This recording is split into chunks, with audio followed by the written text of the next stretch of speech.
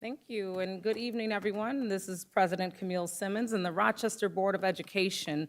This is the Rochester Board of Education. How about we do it that way? And I am President Camille Simmons. Today is August 28th, and it's 6 o'clock, and we are opening our board business meeting for this evening.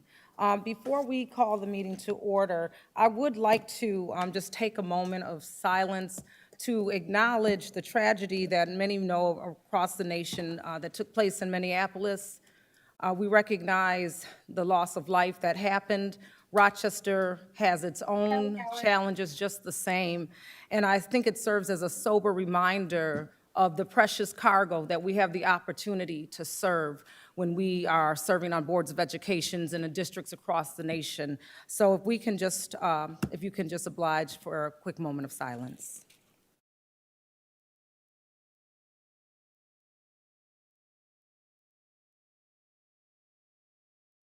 Thank you very much. At this time, we are going to ask that we, for an act of reverence, the pledge allegiance to the flag, and we're going to ask our student, Mr. Elijah, if he would be amenable to leading us in the pledge at this time. Of course. I pledge allegiance to the flag of the United States of America and to the republic for which it stands, one nation, under God, indivisible, with liberty and justice for all. Thank you, Elijah. I'm going to turn the mic over to the board clerk at this time and ask that she commence with roll call. Good evening, President Simmons, Vice President Malloy, Commissioners and Community. This evening, I'll go ahead and do a roll call one by one. Hold on one moment. President Simmons, Present. Vice President Malloy, Present. Commissioner Griffin, Present. Commissioner LeBron, Commissioner Patterson, Present. and Commissioner Santiago.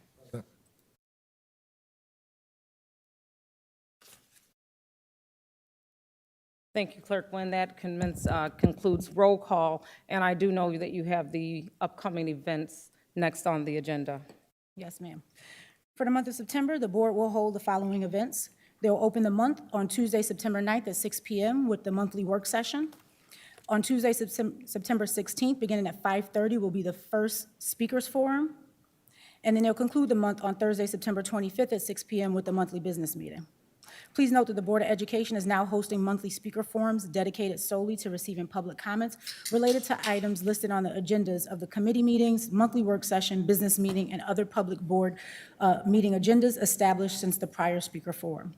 The forums will be held at 5:30 on the third Tuesday of each month unless otherwise noted by the board. All board meetings, including your speaker forums, will be held here at 131 West Broad Street in Conference Room 3A3B. As a reminder, for anyone wishing to speak at a forum, may do so by contacting the Board of Education by noon on the day of the speaker forum or by calling 262-8525. You may also email the board at boardof education@rcsdk12.org. No unregistered speaker may address the board, and no individual may speak on behalf of a registered speaker. At the time of registration, the following information must be included: your name, telephone number, home address, affiliation to the district, and the topic on which you wish to speak.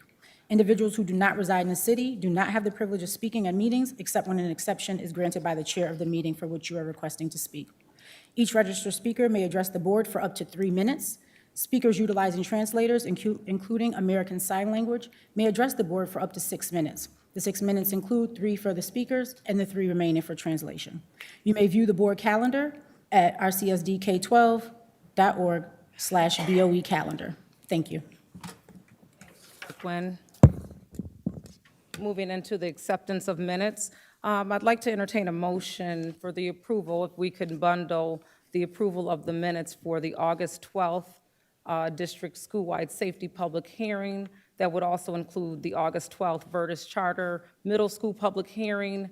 That would include the July 31st Business Meeting, the minutes for the July 8th Contract for Excellence Public Hearing, and finally, the approval for the July 8th Students and Personal Electronic Devices Policy Public Hearing minutes. I'd like to entertain a motion So moved. for those following minutes. Moved by Vice President Malloy, seconded by Commissioner Patterson. All in favor of the minutes as stated? Aye. Any opposed? Aye, so that you have my record. The motion carries.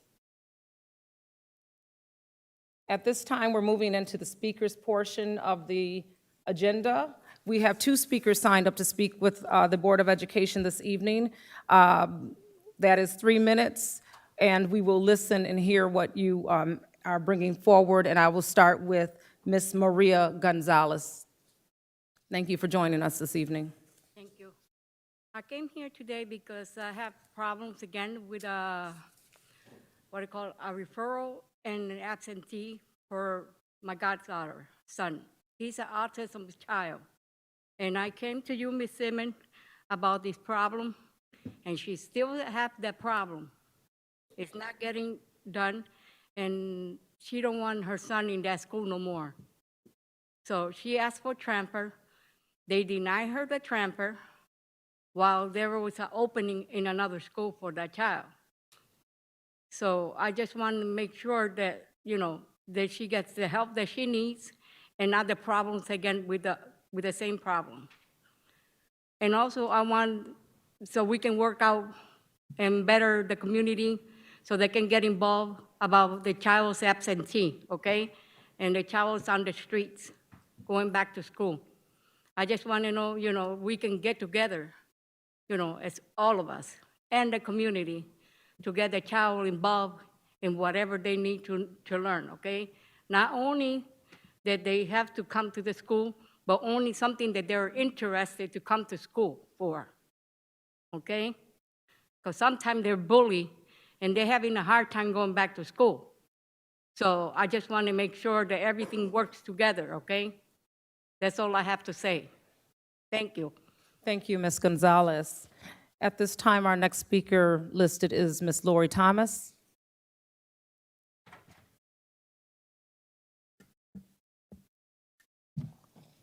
Good evening.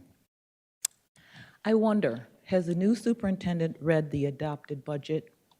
This budget is concentrated on increasing test scores, not increasing the educational success of our children. This budget promotes an increased concentration on classifying our preschool children instead of providing an unadulterated version of Montessori education to all of our children in order to discover their gifts and talents. Not one of the questions I have asked about the last two budgets have been answered by either the superintendent, any board member, or the state monitor.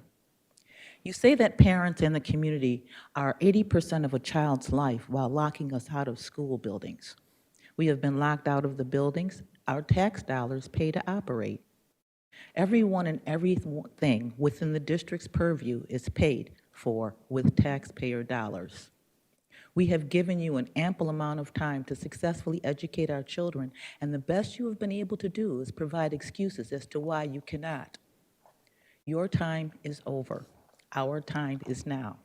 We, the people, realize that your main objective is to procure funding for your benefit, not the benefit of our children. Your salaries, benefits, union, and operation costs deny our children access to even a proper education by usurping the majority of the budget funds. To create, operate, and maintain a pure Montessori educational experience for all of our children would cost less than the current method of miseducating our children than having them classified in order to receive additional state funding, proving that our children's failure fuels your funding. Soon, your failure to provide our children with an excellent education will fuel the fire of our discontent, and we, the people, will come together and demand change. I gave you a list of 5 things this district must do in order to affect the educational success of all of our children. That was months ago, and I have yet to receive an invitation to come and discuss those concepts. You do not want to work with the community at all. You have the opportunity to change this district for our children to achieve the educational excellence they deserve. Life is a choice, and God is great. Thank you. Thank you, Ms. Thomas.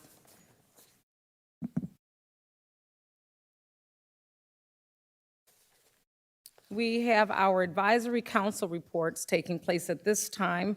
We are going to ask our student advisory representative, Mr. Elijah Espada, to proceed with his report at this time. Good morning, Good afternoon to all of you. Here's my report. I hope everyone had an amazing August as we transition into the new school year. My name is Elijah Espada, the new SLC Student Leadership Congress President, as well as the student rep for the Board of Education.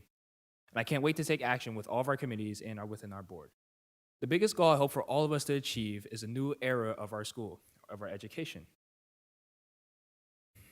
where students are more interconnected despite their differences and preferences, where students are excited to represent the schools in which they came from with or without their consent, AKA decisions, where we are more than just numbers for statistics and data to be ran and to have decisions made based off of those numbers without actually getting to see why those numbers the way they are to begin with.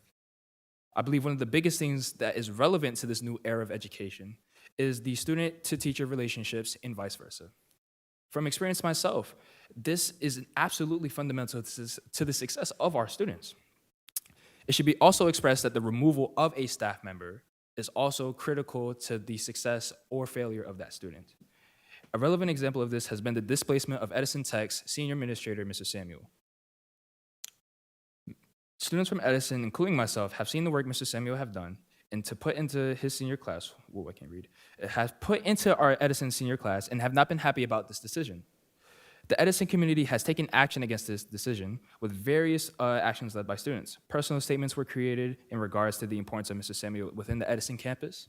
A petition was created with a staggering 524 signatures of students, staff, and parents. Emails were sent out to various people, including our superintendent, Dr. Rosser, our Board of Education, and our Chief of Education, Mr. Muscadri. I also had the opportunity to meet with Mr. Muscadri in person, our Chief of Education, and had a quick, brief hallway conversation with our Superintendent, Dr. Rosser. Despite all the efforts that Edison has put into overturning this decision, it still seems that their voice has not been heard, and Edison senior class is especially disappointed at this. Since it is still the summer, our SLC Student Leadership Congress Committee has not been completely active, but we have been behind the scenes figuring out what we're going to do about the recruitment process, along with who might go where in certain positions. As we have lost over half of our committee members to graduation, kudos to all of you. I hope you guys go very far in life. I hope to see the old faces that we had and gain new ones from all the schools this year. That's all I have for everybody this month. I hope that we can make our school year a great year from pre-K all the way to our senior classes. Thank you. Thank you, Elijah, for your report. We have the Parent Leadership Advisory, Bilingual Education, and Special Education Advisory reports that do not have reports this evening. We can expect to see reports from these groups as the school year commences September, October. We'll start to receive those reports and updates again around the work taking place in regard to those councils. At this time, I'd like to entertain a motion for the board to convene into executive session to discuss matters leading to the appointment of particular persons or corporations and/or to discuss matters of concern with the general counsel. So moved. Moved by Vice President Malloy, seconded by Commissioner Patterson. All in favor? Aye. Any opposed? Come on. At this time, we'll convene into executive session.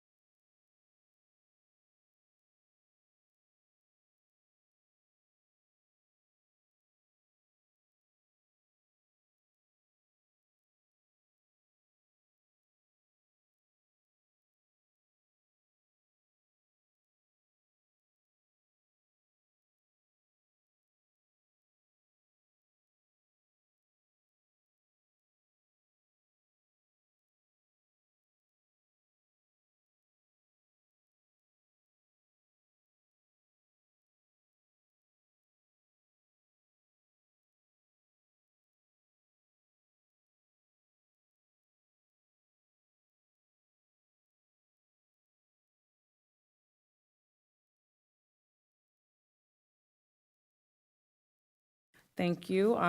We are returning to our board business meeting. Thank you for your patience, and we're going to enter into board reports at this time. I'm going to move into our finance report with no audit report coming before us this evening, and ask that our finance come on up. I'm just bringing those pieces up here for me. We're going to have our acting chief financial officer, Derek Blair, who will be presenting the finance report this evening. Thank you.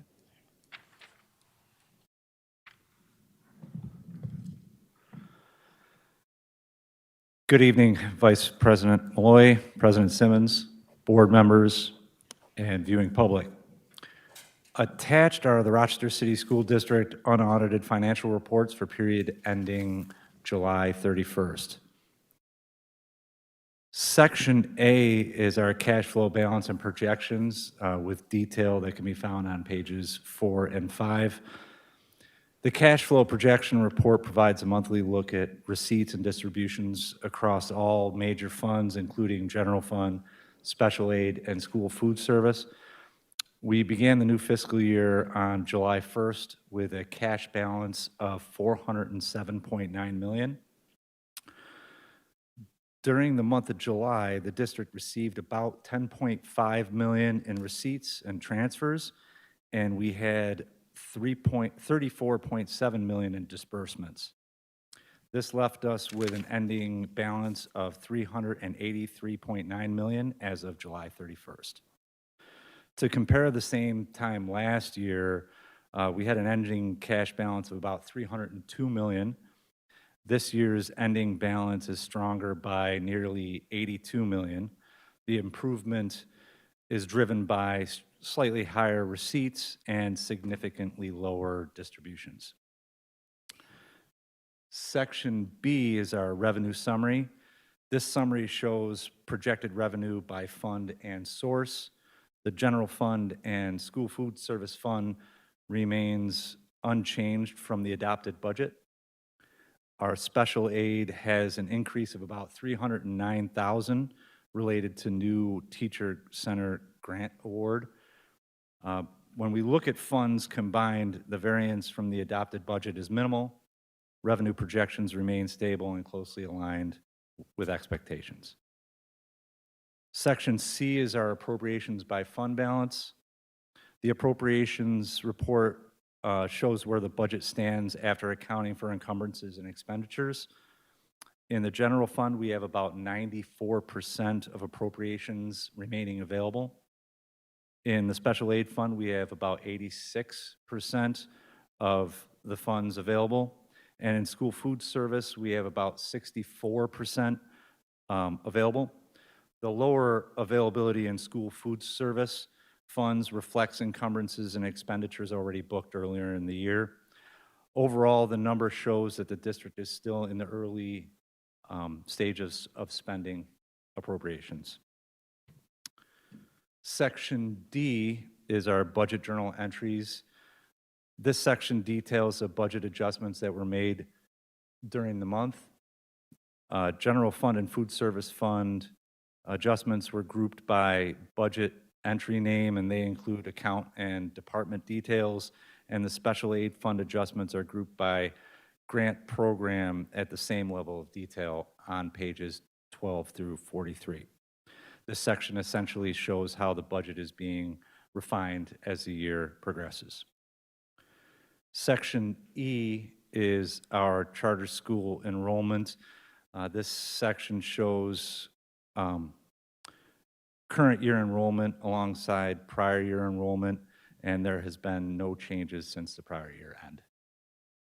Section F is our student activity funds annual report. The package contains student activity fund report for the 24-25 fiscal year. This report captures the activity within student-run accounts across district and provides transparency into how those funds were being managed. The basic summary is, as of July 31st, the district financial position is solid. Our cash flow balance is significantly higher than where they were at this time last year. Revenue remains steady with little variance from the adopted budget, and most appropriations remain largely available as we just entered our fiscal year. And that's the financial report for July 31st. Is there any questions? Thank you, Chief Blair. I'm going to have a question from Vice President Malloy at this time. Yeah, thank you. And I realize we're going to be getting a report a little bit later from our superintendent, but when we look at the cash flow balance in Part A, could you perhaps explain the total amount that's due to our employees due to the Oracle payroll implementation issues that we've seen experienced over the past month? How much are these employees owed, and what is the impact that this would have on our cash flow balance? The amount that we pay through payroll is different. I would need to know specifics on exactly what. We know some people haven't received paychecks, right? And so I know we're working on this issue, but do we have a total amount that is owed to our employees? No, I don't. I can get that information for you, Okay, though. thank you, I'd appreciate that. Sure. Thank you, Vice President Malloy. Any other questions regarding the financial? And are Yes, there any Madam, hands on the President. screen? There is a, thank you. Commissioner Elliott? So what did we budget, Derek, for the Oracle project for the 25-26 school year? Just for Oracle for the 25-26, I don't have those numbers right in front of me, but I think the IM&T budget did grow considerably because of the IM&T project. I would have to look at the books to actually give you those numbers. Thank you. You're welcome. Yeah, I'd appreciate getting that information. Thank you. Sure. Clerk Nguyen, are you able to commit those two questions to the question log along with the rest of our collective board questions Yes, ma'am. regarding Oracle? Thank you. Are there any other questions regarding the financial report this evening? With none, thank you, Acting Chief Blair, for your report this evening. Thank you. We're going into the President's report. I will be brief. President Simmons, Yes. you need a motion to approve the financial I reports. thank you for that reminder. So with that, motion to entertaining a motion to approve the financial report moved. for July 31st, moved by Commissioner Elliott, Second. seconded by Commissioner Patterson. All in favor? Aye. Any opposed? The motion carries. Financial report for July 31st has been approved. A quick report, which is verbal from myself. Just some of the happenings that are taking place or have taken place, not all inclusive. Definitely enjoyed taking part in some summer literacy efforts throughout the community, folks that are really trying to work with students. So that has been an ongoing opportunity, and we'll hear more about some of those opportunities soon. Attended the Rock the Future convening meeting. They are looking to get into some additional conversations and have invited commissioners to either attend some sessions that they have, professional development or policy sessions. Also attended the Monroe County School Boards Association meetings with some elected officials, just to discuss legislation and potential legislative priorities, if you will, things that are happening across Monroe County. We know that Rochester may look a lot different than other districts, but then there are some commonalities that we find, and so those were with Representative Sarah Clark and Damon Meeks. So far, to be continued, and I do have some other meetings that will take place, and I'll provide at my next report. We also have meetings with other various community stakeholders. I do want to take a moment to shout out and congratulate our 2025 summer graduates. If we could just take a moment to acknowledge that these are students that were delayed but not denied. They may not have graduated in June, but they made their way to August. They are still considered on-time graduates, and I was able to attend a couple of the ceremonies, not all. I was able to attend Monroe and Franklin, Padilla High School, but we also, Edison, I did not get to attend, and Wowson, I'm sure there were maybe a few more that I don't have in front of me, but a ton of graduations took place. What was also wonderful is to see that they are shrinking, which means that something may be going in the right direction. But I'll stop there.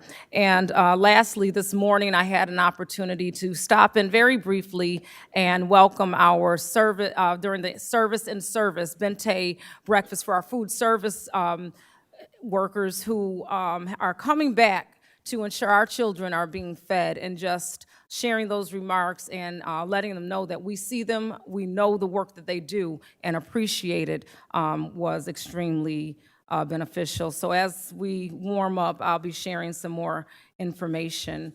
With that, I would like to turn over to the superintendent at this time. Superintendent Rosser? Thank you very much, and good evening, everyone. My report today is going to focus on our readiness for school and making sure that our community has an understanding as to where we're at in our preparation of welcoming our staff back, and just as importantly, our students. Just as a reminder to our families and our community that the first day of school in the Rochester City School District will be September 4th. We're really excited to be able to welcome our community's learners back into our school district. What we've been doing in preparation of getting ourselves prepared to welcome our students, we've been engaging staff members in professional learning. As President Simmons indicated, food services had their professional engagement today. The school safety officers have been meeting over the last several weeks. Transportation safety training has taken place. New educator orientation took place a couple weeks ago. Our building leaders and district leaders engaged in professional learning earlier this week on August 25th and August 26th. There was an orientation that I had the opportunity of welcoming paraprofessionals and teaching assistants. And then, of course, as a part of our normal course of business, we will have our superintendent conference days on September 2nd and September 3rd. To share real quickly, I wanted to share where we're currently at when it comes to staff vacancies. I do need to tip my hat to Dr. Miller and his team for doing a very good job with being able to fill many of the vacant positions. We still have a number of vacancies, and we're hopeful that those who are still looking to be a part of the Rochester City School District, they make applications so that we can get them to be champions in front of our children. As we see, as of yesterday, we have 24 vacancies for classroom teachers, non-classroom teachers, 1, paraprofessionals and teaching assistants, 8, clerical, 2, for a total of 35 vacancies in the area of teaching and learning. For those support staff, we have 2 custodial that we're still looking to hire, 2 food service, 5 transportation, 1 safety and security, for a total of 10. Overall, this represents a 94% reduction since 2022, and positions the district well to support the school year when our students arrive. There's been a lot of work that's been happening around our facilities, our building readiness. We've had 13 capital projects that were completed this summer, including roof replacements, window and door replacements, parking lot expansions, site lighting and wall replacement, interior and programmatic renovation, main office and nurse suite renovation, toilet room renovations, auditorium seating finishes, lighting, and ceiling repairs. Additionally, security systems have been enhanced, pool facility upgrades, flooring replacements, mechanical, electrical, and plumbing, HVAC upgrades, fire alarm upgrades, electrical panel upgrades, and energy performance LED lighting installed in many of our instructional spaces. Our transportation readiness. All 1,025 transportation routes have been successfully assigned to more than 225 locations serving the Rochester City School District, charter, private, parochial, and the urban, suburban students. Family notification letters have already been mailed. Students with approved transportation exceptions from last year were prioritized in this year's planning, and any remaining adjustments are being finalized and will take effect on September 8th. We're working closely with additional contractors to ensure all routes are fully staffed and covered. One of the things I'll say real quick, transportation, understanding that we've had some major issues in the past, that is a priority of myself and the administration to be able to address what those issues are so that as we move forward with transportation, our students and our families can have greater confidence that their youngsters are going to be transported safely to and from school. So one of the things I wanted to make sure that our families do as a part of getting their youngsters prepared, please make sure that when your child comes home, that you review the welcome back packet and you sign and return all required forms. Check your school's arrival and dismissal times. If you moved, changed your telephone number, please notify your child's school. And make sure that you look for the bus assignment the last week of August, which should be sent to all families. I also want to say that, please, parents, make sure that you are also contacting your child's pediatrician to make sure that they have up-to-date vaccinations. And then one of the things that we're doing as a priority to this very important work that we engage in for our children, we have kicked off an attendance campaign aimed to address the chronic absenteeism issues here in Rochester.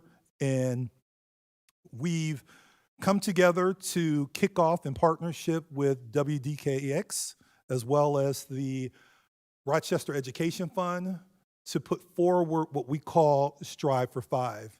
I've asked the team to queue up one of our videos that is circulating on social media to sort of give a feel for how we are engaging our students and others in this campaign. Gentlemen. I really love art class, and I really love music class. I really love gym.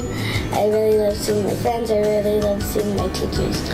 Every day you're in class, it's like a brand new chapter in a book. Strive for Five, attendance matters. Every day, every class, Strive Strong, 5 days long. Breaking news. Strive for Five. Show up strong 5 days long. Attendance matters. You need to be in school 5 days a week. So you can see him every day. Like we do. Yeah.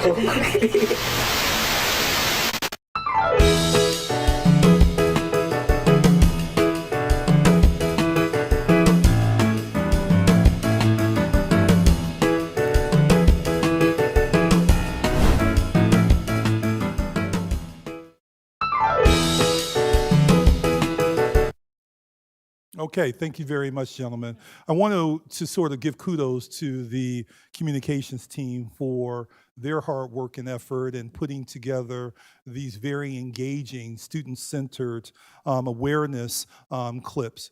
Our attendance campaign goes beyond just the awareness. We're looking to also look at our systems and structures. I believe at one of our meetings, Commissioner LeBron had talked about looking at how our transportation impacts our students' attendance day to day, which is why transportation is going to be very important. The attendance team is currently looking at systems and structures and identifying those things that might be barriers for our families. One of the things that we're also doing is we have already launched a survey in which we hope that all of our school community and those external to our school community can provide us with important information that will give us insight to those barriers that our families see as it relates to the community, the barriers that the school district may create unintentionally, and the barriers that are also in the home space. Our intention is to take that information and to use that information to then begin the process, working with families and the community to address those barriers so that our students can not only strive for 5, but they can show up strong 5 days long. Next slide, please. Want to share very quick update. This is just a reminder. The 100-day plan is in full effect. We have a tracker that's online.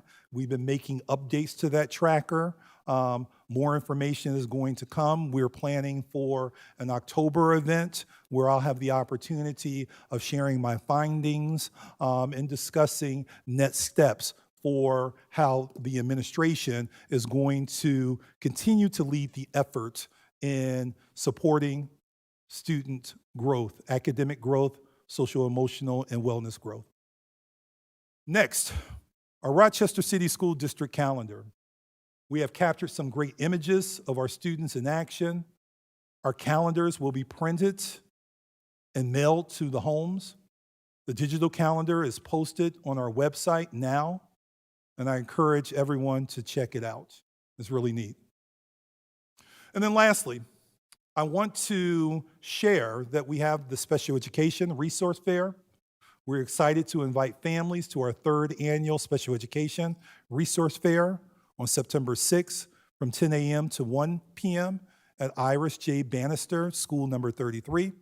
This event welcomes families of students who are currently receiving special education services, as well as those who may be exploring support options. Attendees will have the opportunity to connect with over 50 community partners. Families can gather helpful information, learn about available resources, and find guidance to support their child's education journey. We look forward to welcoming the entire community and providing support for our students with exceptionalities. This concludes my superintendent report and update on our school readiness. Thank you, Dr. Rosser. I want to open the dais at this time for potential questions or statements regarding the report. I did have one that I wanted to, let me scroll back to it, where you recognize that's impressive that all the routes have been identified or what have you. And to the point made earlier, you are prioritizing student attendance and the intersectionality of transportation, how that impacts it. My question is, how confident are you at this juncture that the routes have been identified, and we know there's those first day hiccups and nothing goes perfectly on the first day, but based on the feedback you've gotten since getting here, what, 8 weeks ago? About 8, yeah. Yeah. How confident, hello, Chief Scott, how confident are we that children will get to school and arrive on time and that type of thing? Yeah, I'll say that Chief Scott has been doing a fabulous job with working with his team. His team celebrates him in ways that raises my eyebrow. I think that he might be paying them under the table to celebrate him so much. But I'll have Chief Scott sort of speak to the transportation readiness because he and the team have been working hard to make sure that these things are in place. Chief Scott? Yes, thank you, Dr. Rosser. Good evening, commissioners. Certainly, I'll give kudos to our director, Stephanie Morrell, in transportation, just for her work and the team's work. I know she's been working with all of our vendors for the past few weeks now. Once we've received all the information in the system, I know she's been meeting actually daily with all of our vendors, just making sure that all the routes are filled. Certainly, we're still trying to recruit more bus drivers. That's still where we still have a little bit of a glitch, but we are being able to fill all of our routes right now, as Dr. Rosser had mentioned. And for the first week, first day of school, we should be in a very good place. I know there's another meeting again tomorrow, just to kind of go over that, but we are constantly just kind of staying on top of all of our routes. Of course, making sure all of our students who are registered do have busing that's available, but also too, just looking at buses to make sure that if we need to like combine bus routes, just to continue making sure that bus routes are on time, we will constantly do that and keep our eye on that.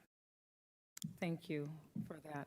I have another question, and it's in regard to the paraprofessionals and teaching assistants. I saw that noted as some of the staffing that we've worked on and where we are in that juncture, recognizing that paraprofessionals, teaching assistants, play critical roles, especially when we talk about our strands of SPED classes and the needs there for 1211s, you know, all of the different things. How positioned do we feel we will be for that concern? Dr. Miller, can you address the question of the board president?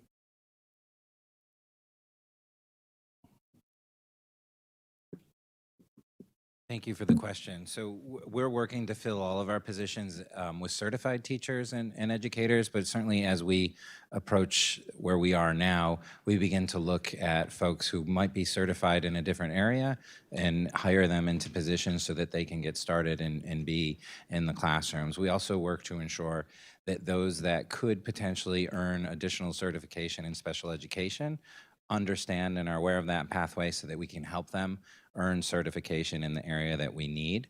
Relative to our paraprofessionals, we are very confident in terms of filling those positions and are aligned with TESS, the employment store, to assist us with some of those hiring gaps that we have. As well, our operations positions are virtually all filled, and we're working to build up our substitute pools at this point in time. And we are hiring substitutes in all areas, and we encourage people to apply. And we have great rates and competitive salaries for our substitutes. Thank you. Any questions from commissioners on the dais? Commissioner LeBron? Thank you. I have a couple of questions. One, I'm not going to ask because I got some clarification already on. However, I want to ask specifically about the 5 vacancies in transportation and how many actual routes that impacts. I also want to get a number of how many students are currently still waiting placement in our placement department. And I want a solid number on that and what that impact has on routes. I want to start there. Chief Scott? I can get started that there are 2 bus driver vacancies within district that we're working to fill. And Mr. Scott can speak to the route question portion. Yes, but with those 2 routes then, well, 2 bus drivers, and then the other 3 vacancies are for what in transportation then? Bus attendants. We were able to promote some bus attendants to become bus drivers. They work through that process, so that's why we have those bus attendant vacancies now, which are popular to be filled. Okay, I hope so, but the 2 bus driver vacancies, how many actual routes and students does that represent that right now won't have a driver? Right now, I can't give the accurate account, but I could tell you that what we're doing, which we've been fortunate, some of our mechanics have their CDLs. So what we will be doing is kind of maneuvering our auto mechanics and other individuals who do have their CDLs to kind of cover those routes for the first few days until we are able to cover those with actual bus drivers. Okay. That's what's been actually taking place even at the end of last year, where we'll ask individuals in the office that do have their CDLs to kind of cover those routes, just so we can make sure that students are getting to school on time. Okay, I do want to ask that for the question log, that we still get a number of the routes potentially impact. I mean, a few days, if we have not hired the bus drivers by now, I don't think they're going to come next week either, but I think there's going to be a process for that. I still would like on the board question log, because I get that you may not have that answer right now, the routes, number of routes impacted, because I think that's going to, I can tell you all right now that there are families still waiting placement, and families, and even in your presentation, being told, in here, you wrote September 8th, that's going to take effect. That's well after school starts, so we're already going to be starting school with kids who will not make it to the district because of us. So I want to be clear about that, our doing. But I do want to understand how many students are currently in placement and awaiting a placement, because those students, if they're not placed yet, they don't have a bus route. So that's going to impact all the other bus routes when we have to enter these students into these schools. So I have that information. We have a total of 220 as of right now, midweek. I will share with you that we've been receiving approximately 40 new registrants for the past several days in the registration office, so that they are churning individuals out and making sure that student registration is not student registration. Student registration is happening, but student placement is also taking place as well. I can give a breakdown. We have 130 general education students, 52 students with exceptionalities, 26 that have tested needing to have a special ELL service, and then the combined special education and language support is a total of 12, for a total of 220. Okay, I just want to point out, right, that school again starts next week, and we have a holiday on Monday, and then when parents are going to be notified, realistically, they're going to get their placement well after school starts. So again, we're going to have potentially up to 220 students next Wednesday or Thursday. They won't make it the first week of school. And so when we're having conversations about attendance and everyone's so concerned, I do want to point out that we have to do our part. And Jacob, I love Jacob too. I just want to point that out, that I am someone who respects our transportation, and I know the challenges there. But one department impacts another, and that's part of this issue. So that's all I have. Thank you. Thank you, Commissioner LeBron. Commissioner Griffin?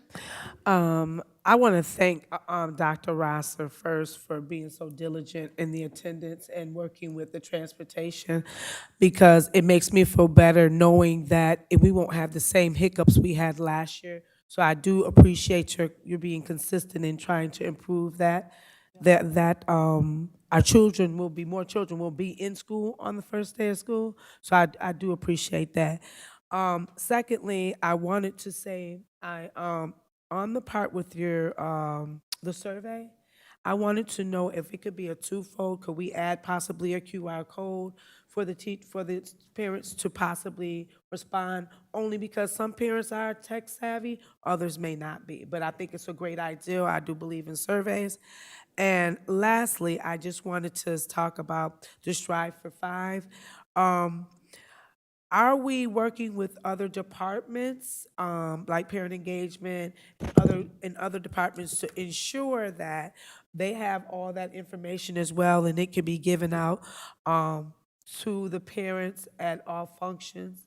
Yes, so to answer the question with Strive for 5, we're working, as I mentioned, with community-based organizations. Had an opportunity to speak with Dr. Shirley Green from the city about Strive for 5. She has indicated anything that we need, the city, particularly from her department, to do to support us getting information out, that she most certainly will do it.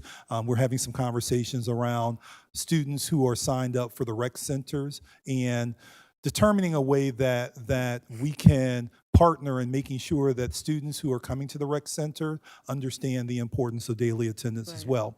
Yes, our departments internally are working together as a part of the reorganization and understanding that attendance is extremely important for us to be able to provide every child with a high-quality education.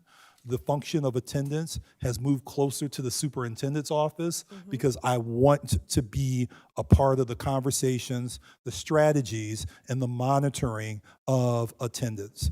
In addition to that, understanding that the Office of Parent and Community Engagement are extremely important to my approach to this work, which is a school, home, and community approach to meeting the needs of all of our children.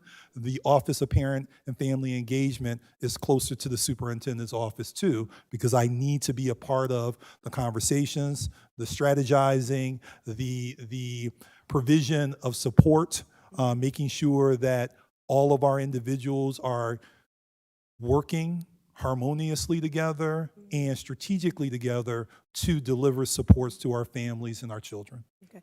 And just a follow-up from what you're saying, if you would give me some of those Strive for Five signs and yep. things like that, I would definitely carry them in my car so that I can place them in yards or post them. I would appreciate that. Thank you. Yeah, thank you. Thank you, Commissioner Griffin. Commissioner Patterson, did you have one? And then I am aware that there's a hand up, so I'll go up to the screen and then we'll finish on the dais. Commissioner Patterson? Yeah, that's really a comment. First of all, I'd like to welcome your new cabinet members to Rochester City School District officially. And, and secondly, just thank you for a thorough report. Thank you for being able to pull up that data, as quickly as you did. And so thank you for, not only what you're doing, you've walked into a situation and you put out a lot of fires. So we just want to thank you for that. We want to thank you for, just being transparent and, just aggressive. That's not the word I'm looking for, but, relative to the issues, just staying on top of them. So we thank you for that. And obviously, your staff that is, assisting you and supporting you. Thank you. It's been a group effort. The team has really come together and is still coming together to make sure that we're working in earnest to make sure that our buildings are supported, our teachers are supported, our leaders are supported, and just as importantly, our children are supported. Thank you. Commissioner Elliott? Thank you. So what is Strive for Five? What is the five? 5 days of school.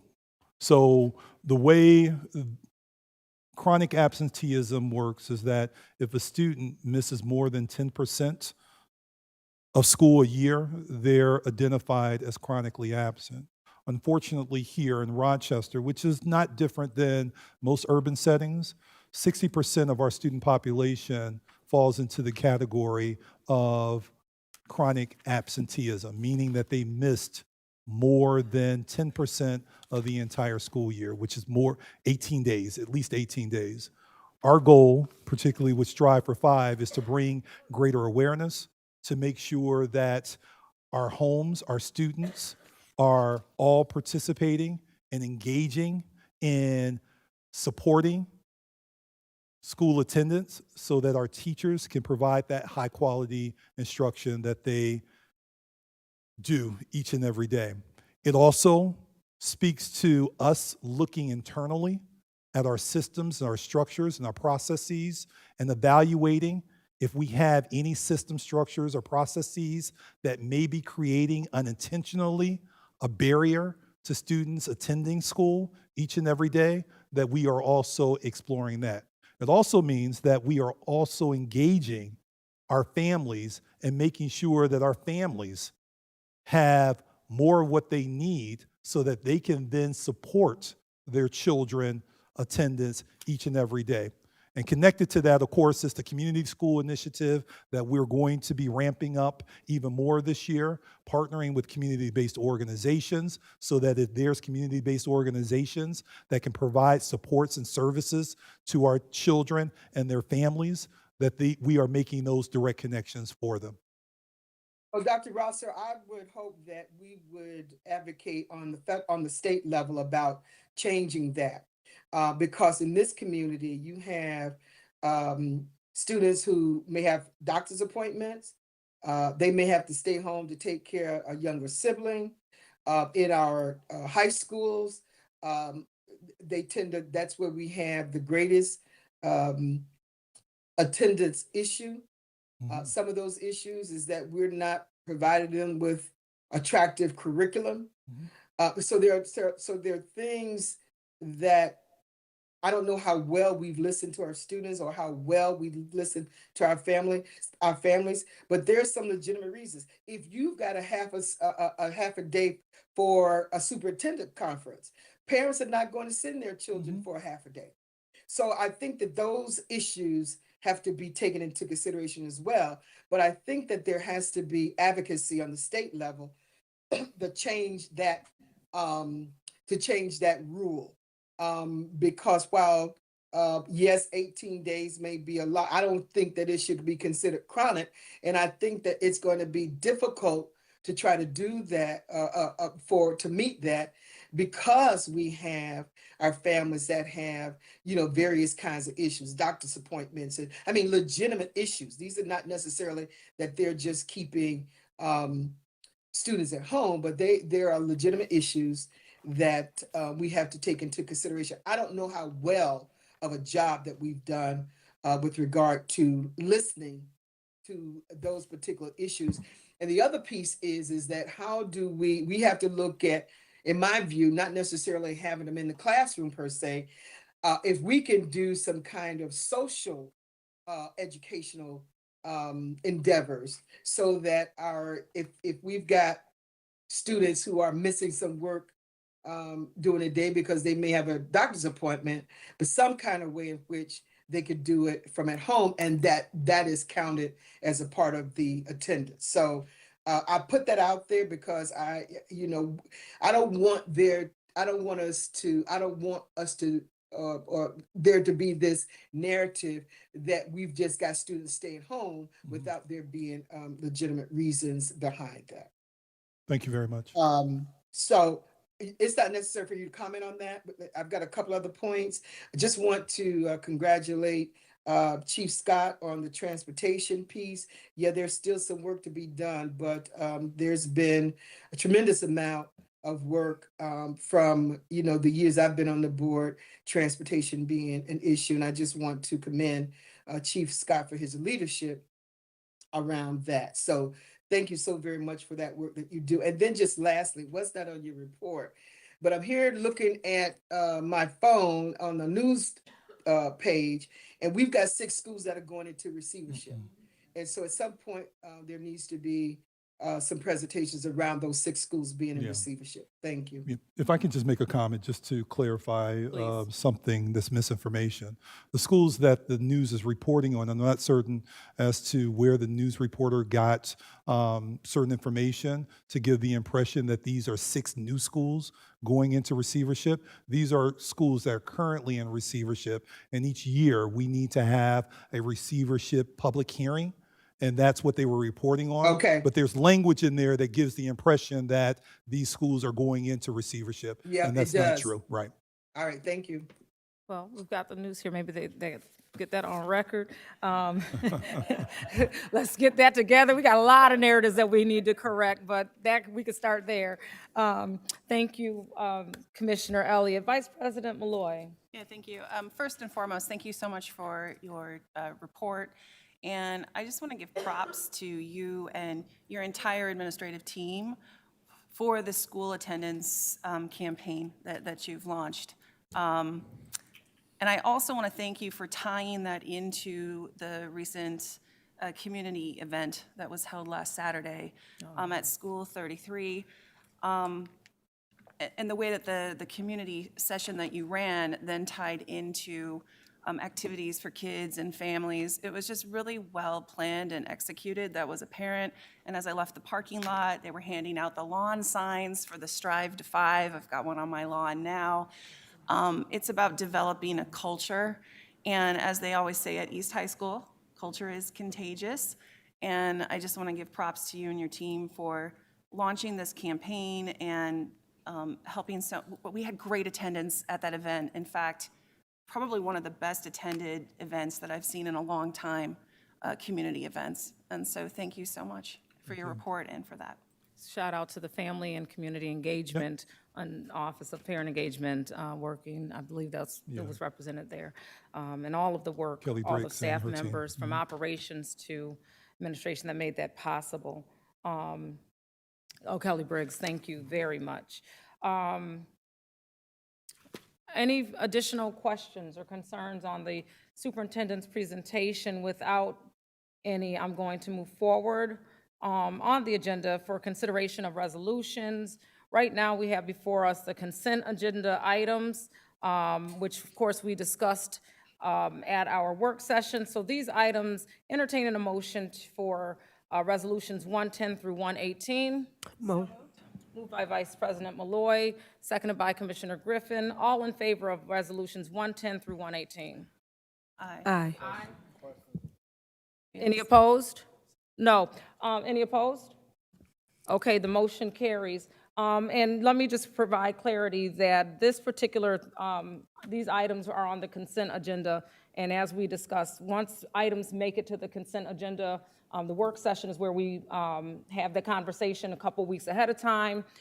If we are still not satisfied, we can either not move the item forward to the consent agenda, or we can have some more deliberation or questions through the log or what have you to satisfy any concerns we might have so that we are prepared. But once we as a board push them forward to the consent agenda, they are ready for the actual vote, which is occurring tonight. However, to that, we do have some other items or resolutions to consider that were not on the consent agenda that we will open for additional conversation.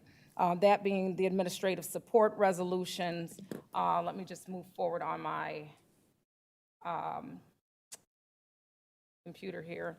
So at the work session, Resolution 119 did come before us. We did not move that forward to the consent agenda. So entertaining a motion for Resolution 119 at this time. So moved. Motion by Commissioner Patterson, seconded by Vice President Malloy. This is now open for discussion, Resolution 119. Any discussion? Any hands? With none, all those in favor of Resolution 119? Any opposed? 119 carries. Board of Education legal audit resolutions, entertaining a motion for Resolution 120. So moved. Moved by Vice President Malloy, seconded by Commissioner Patterson. Open for discussion at this time. With no discussion, all in favor of Resolution 120?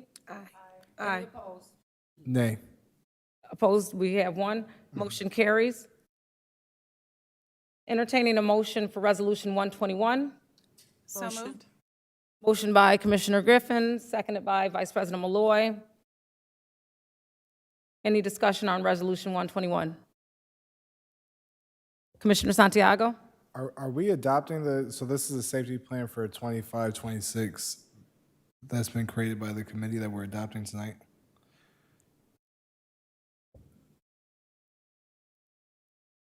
Yeah, repeat your question, sir.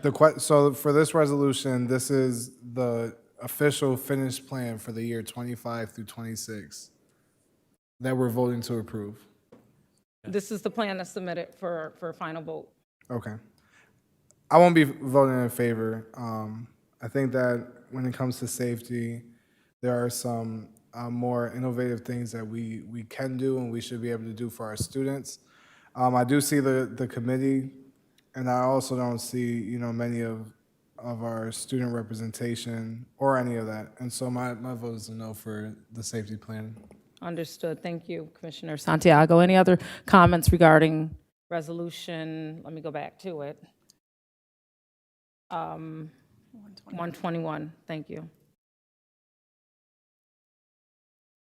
I will say that there is opportunity to have further, well, not necessarily, we can vote and still have other suggestions and bring things forward beyond this, but as it stands, I'm okay, myself personally, I'm okay with the plan as it's written, and will welcome additional thoughts or innovative ideas that may enhance this plan as we move forward, because it can be a living and breathing document at some point, I'm sure. So with no further discussion on Resolution 121, all in favor? Aye. Aye. Any opposed? Nay.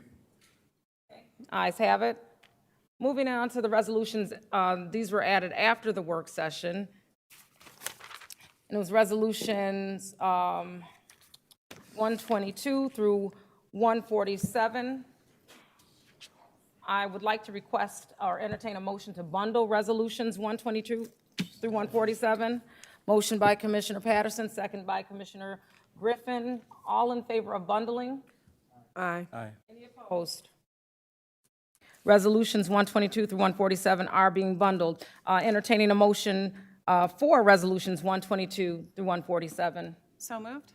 Second. Moved by Vice President Malloy, seconded by Commissioner Griffin. All in favor of resolutions 122 through 147? Or any discussion? Okay, thank you. Now, any discussion on those? Okay, Commissioner LeBron? goodness. I'm just looking at terminations, resignations, and retirements, and those numbers, really how large the termination numbers are and resignations, but how does that impact the numbers that you just presented tonight for us being prepared for school being open if many of these are positions that we're saying are filled? So there's custodial staff, paraprofessionals, counselors, teachers, on-care administrations, or administrators, directors, special education staff. Resignation is the largest, so just curious about how those numbers were factored in tonight's presentation. Thank you. Dr. Miller? Thank you for the question. So those have already been considered in the numbers that we shared this evening. Thank you. That's it. Any other questions regarding the resolutions on the table, 122 through 147? With no further questions, all those in favor of resolutions 122 through 147? Aye. Any opposed? Resolutions carry. Bringing up this piece here, hold on. Unfinished business. We're going to enter into discussion around communications protocols at this time. I'm going to turn the mic over to Dr. Rosser at this time, Superintendent Rosser. So at our last meeting, we brought this to the table, and I requested that it be brought back to the table so that I could make some additional adjustments that reflect some areas in which I would like the board to consider as we develop this protocol. One such adjustment that was made by myself was that on page 2, where it states that board member requests for information from district staff, that change was simply made from district staff to the superintendent, provided that I am the direct employee of the board. Information that is being requested of anywhere in the district should be a request that is made to me and not to district staff. It creates an opportunity for there to be a streamlined approach for information getting to board members without confusion, without delay. So I do recommend that the language move from district staff to the superintendent. In addition to that, on page 5, communication from staff, excluding cabinet. I actually made 2 recommendations, an either or. The recommendation that I put forward strongly under communication from district staff, excluding cabinet, should read, all communication or requests for information from district staff should be communicated to the chief of staff. The chief of staff will communicate with the appropriate cabinet member about communication and or request for information. If the request or communication needs to be directed to the board, the chief of staff will communicate with the district clerk. The alternative or alternate language is all other communications and requests for information from district staff should be communicated to the district clerk. The district clerk will communicate with the chief of staff to inform the superintendent so that she or he, and we're missing something here. There's something missing here.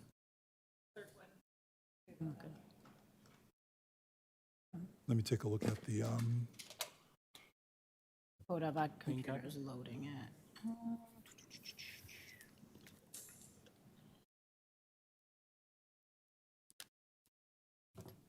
I'm sorry, Dr. Rosser, can you go back for just one moment? And are you at the bottom of page 4? I was, yeah.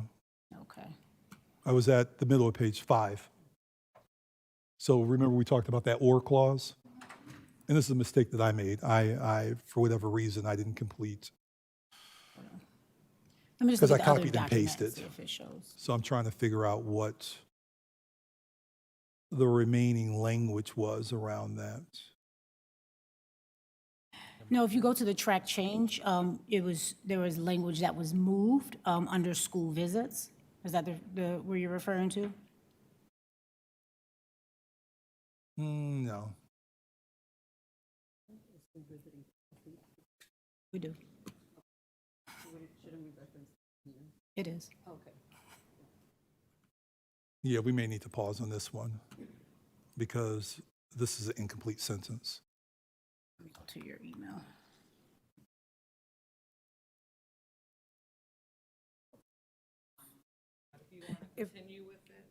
Well, I can continue with the rest of it. So the other thing too,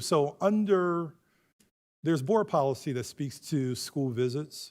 However, in the previous communication that was drafted and adopted by the board, this existed for school visits. What I added was department visits because we have had some situations where commissioners have actually gone to departments, begin asking questions or conversing with staff members that has been reported to me as being challenging for those staff members to engage in their day-to-day work. So I wanted to place some language around that models the language for school visits after the board policy, indicating that any visits to offices that advance notice at least 72 hours of a department visit to the department head and applicable cabinet level chief that is confirmed via email or calendar announcement shall notify the department head upon entering the department and directs concerns or opinions related to the department to the superintendent of schools. So the only thing that was changed in this particular area was that the elements of the school board policy 2111.1 was added to this communication, so it's clear what that policy speaks to. And in addition to that, language around department visits beyond school visits.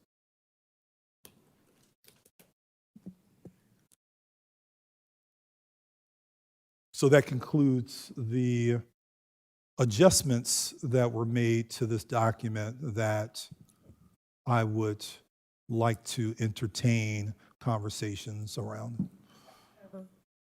Thank you, Dr. Rosser, for this looks like a streamlining of how we flow as commissioners. I'm going to open up the dais for questions or comments at this time regarding the information presented. I took the liberty the last several days to review protocols and policies with other districts in reference to board commissioners and the relationships that we have with the staff in the offices and in the general public as a whole. I'm going to keep this simple in reference. We're going to keep it with the staff here in Rochester City School District.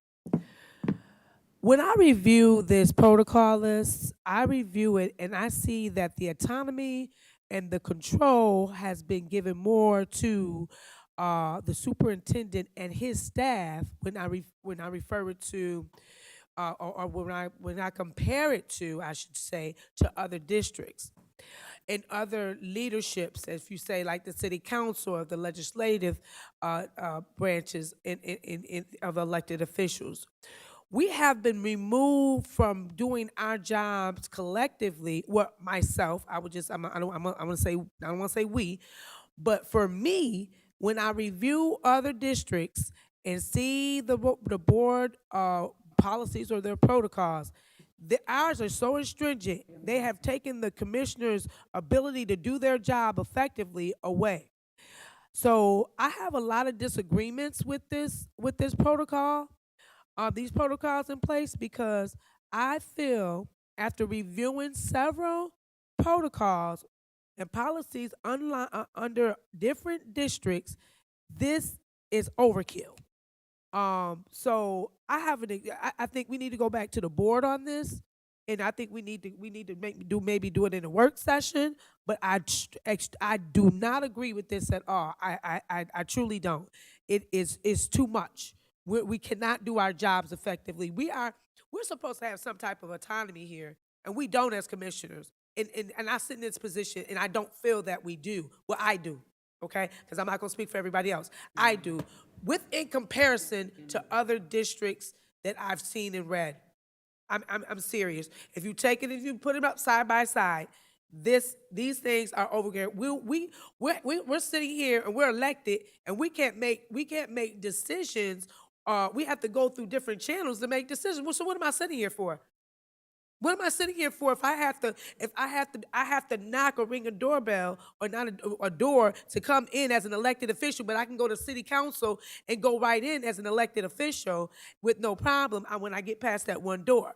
Where's our respect, my respect as a commissioner? If I can go to other places and get in, and I can't get in the old superintendent office, I'm just trying to figure this out. So I disagree with this. I think we need to go back and we need to look at the protocols. We are being handheld.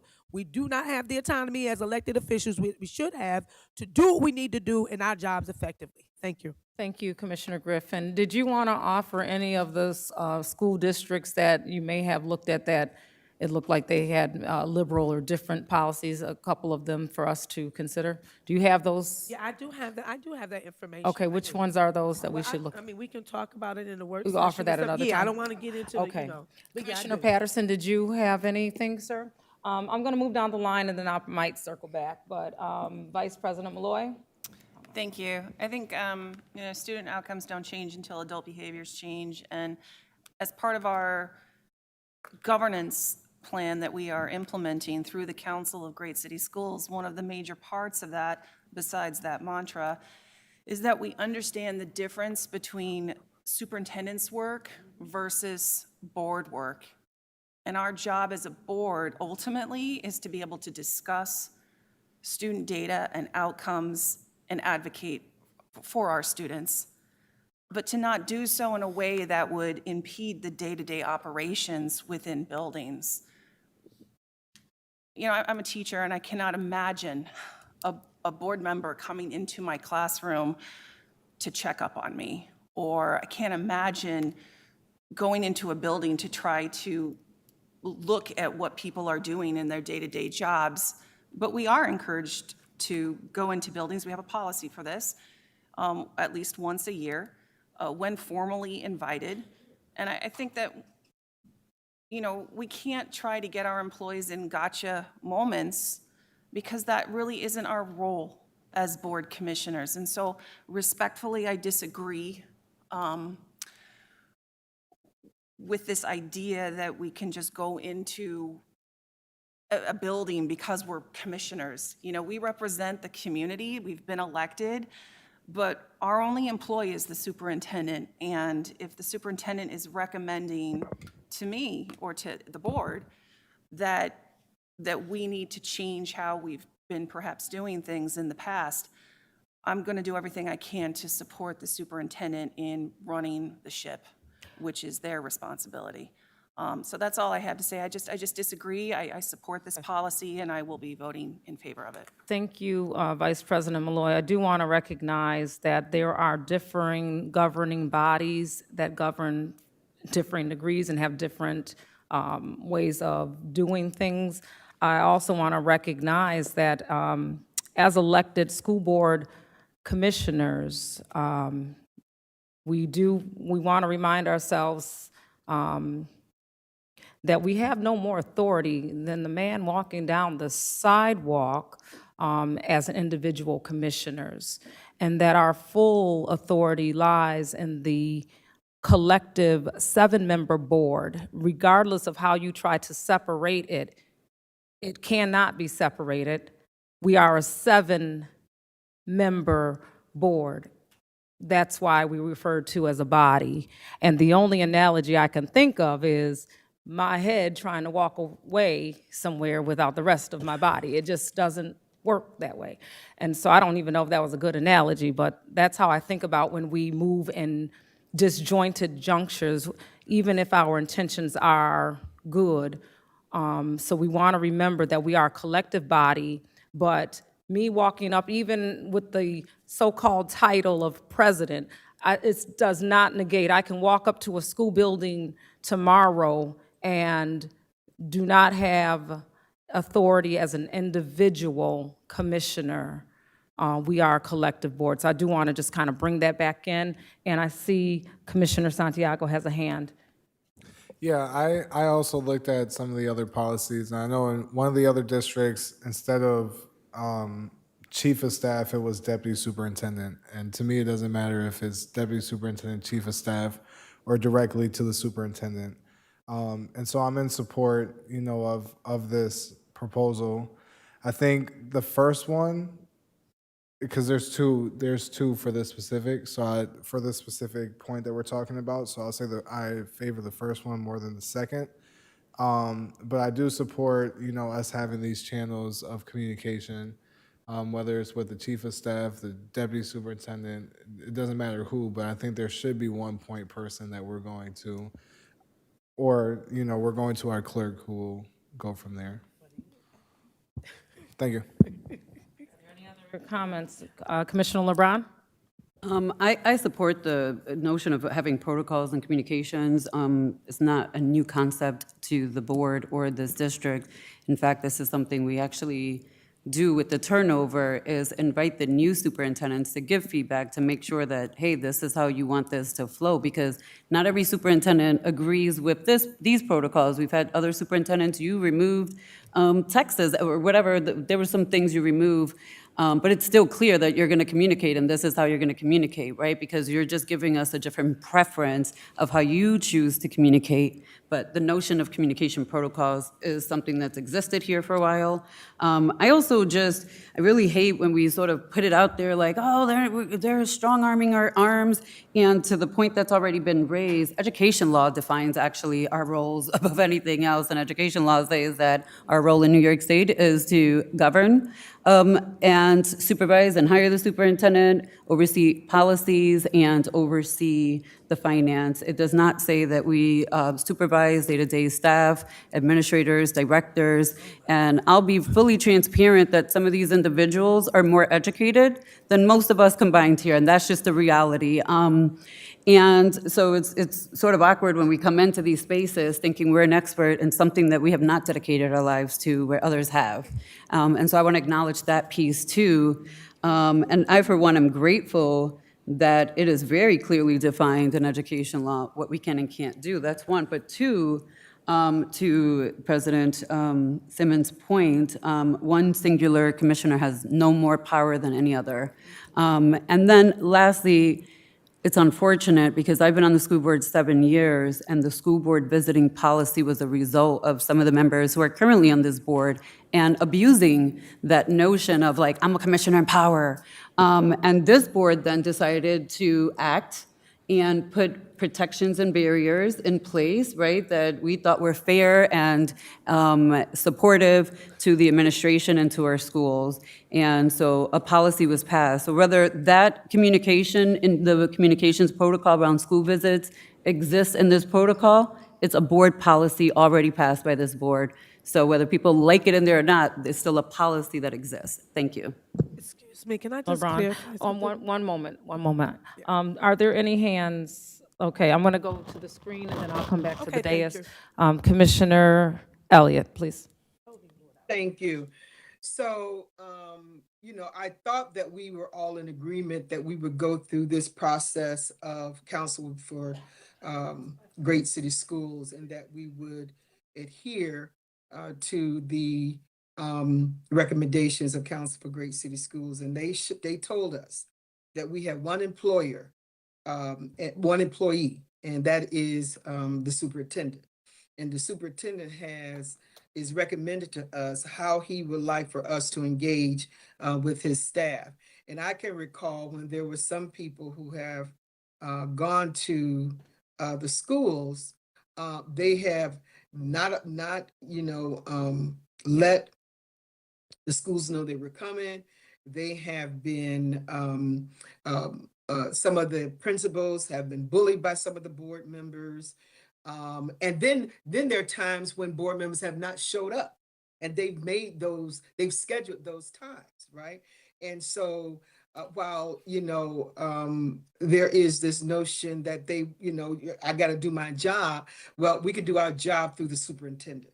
And so I would not want us to go into a work session with this. I think we've got enough support that we would support the superintendent on this. Now, the only thing I would say, there is a part of the plan that you didn't have all the information. So I would want to be able to see that. But other than that, I am in support of working with the superintendent in a way that's going to be efficient for all of us involved. Thank you. Thank you, Commissioner Elliott. Commissioner Griffin, we'll do one more comment, and then we're going to move on from this topic. Okay, let me make this perfectly clear for the record. What I was saying clearly was I was not in agreement with some of the things in the protocol policy based on the information that I reviewed with other districts. At no point was I talking about people going to the schools or doing anything like that. I clearly said I think that we need to review this further so that in reference to what is noted on here. I never said to scratch the whole thing. I never said nothing like that. I said there were some things on here that does not give us the autonomy as commissioners, and I think it needed to be discussed. That's all I said. I never said nothing else to downgrade anything. I just said I think it needs to be reviewed, and I'm not trying to be in control of anything. I just think that this whole thing went left.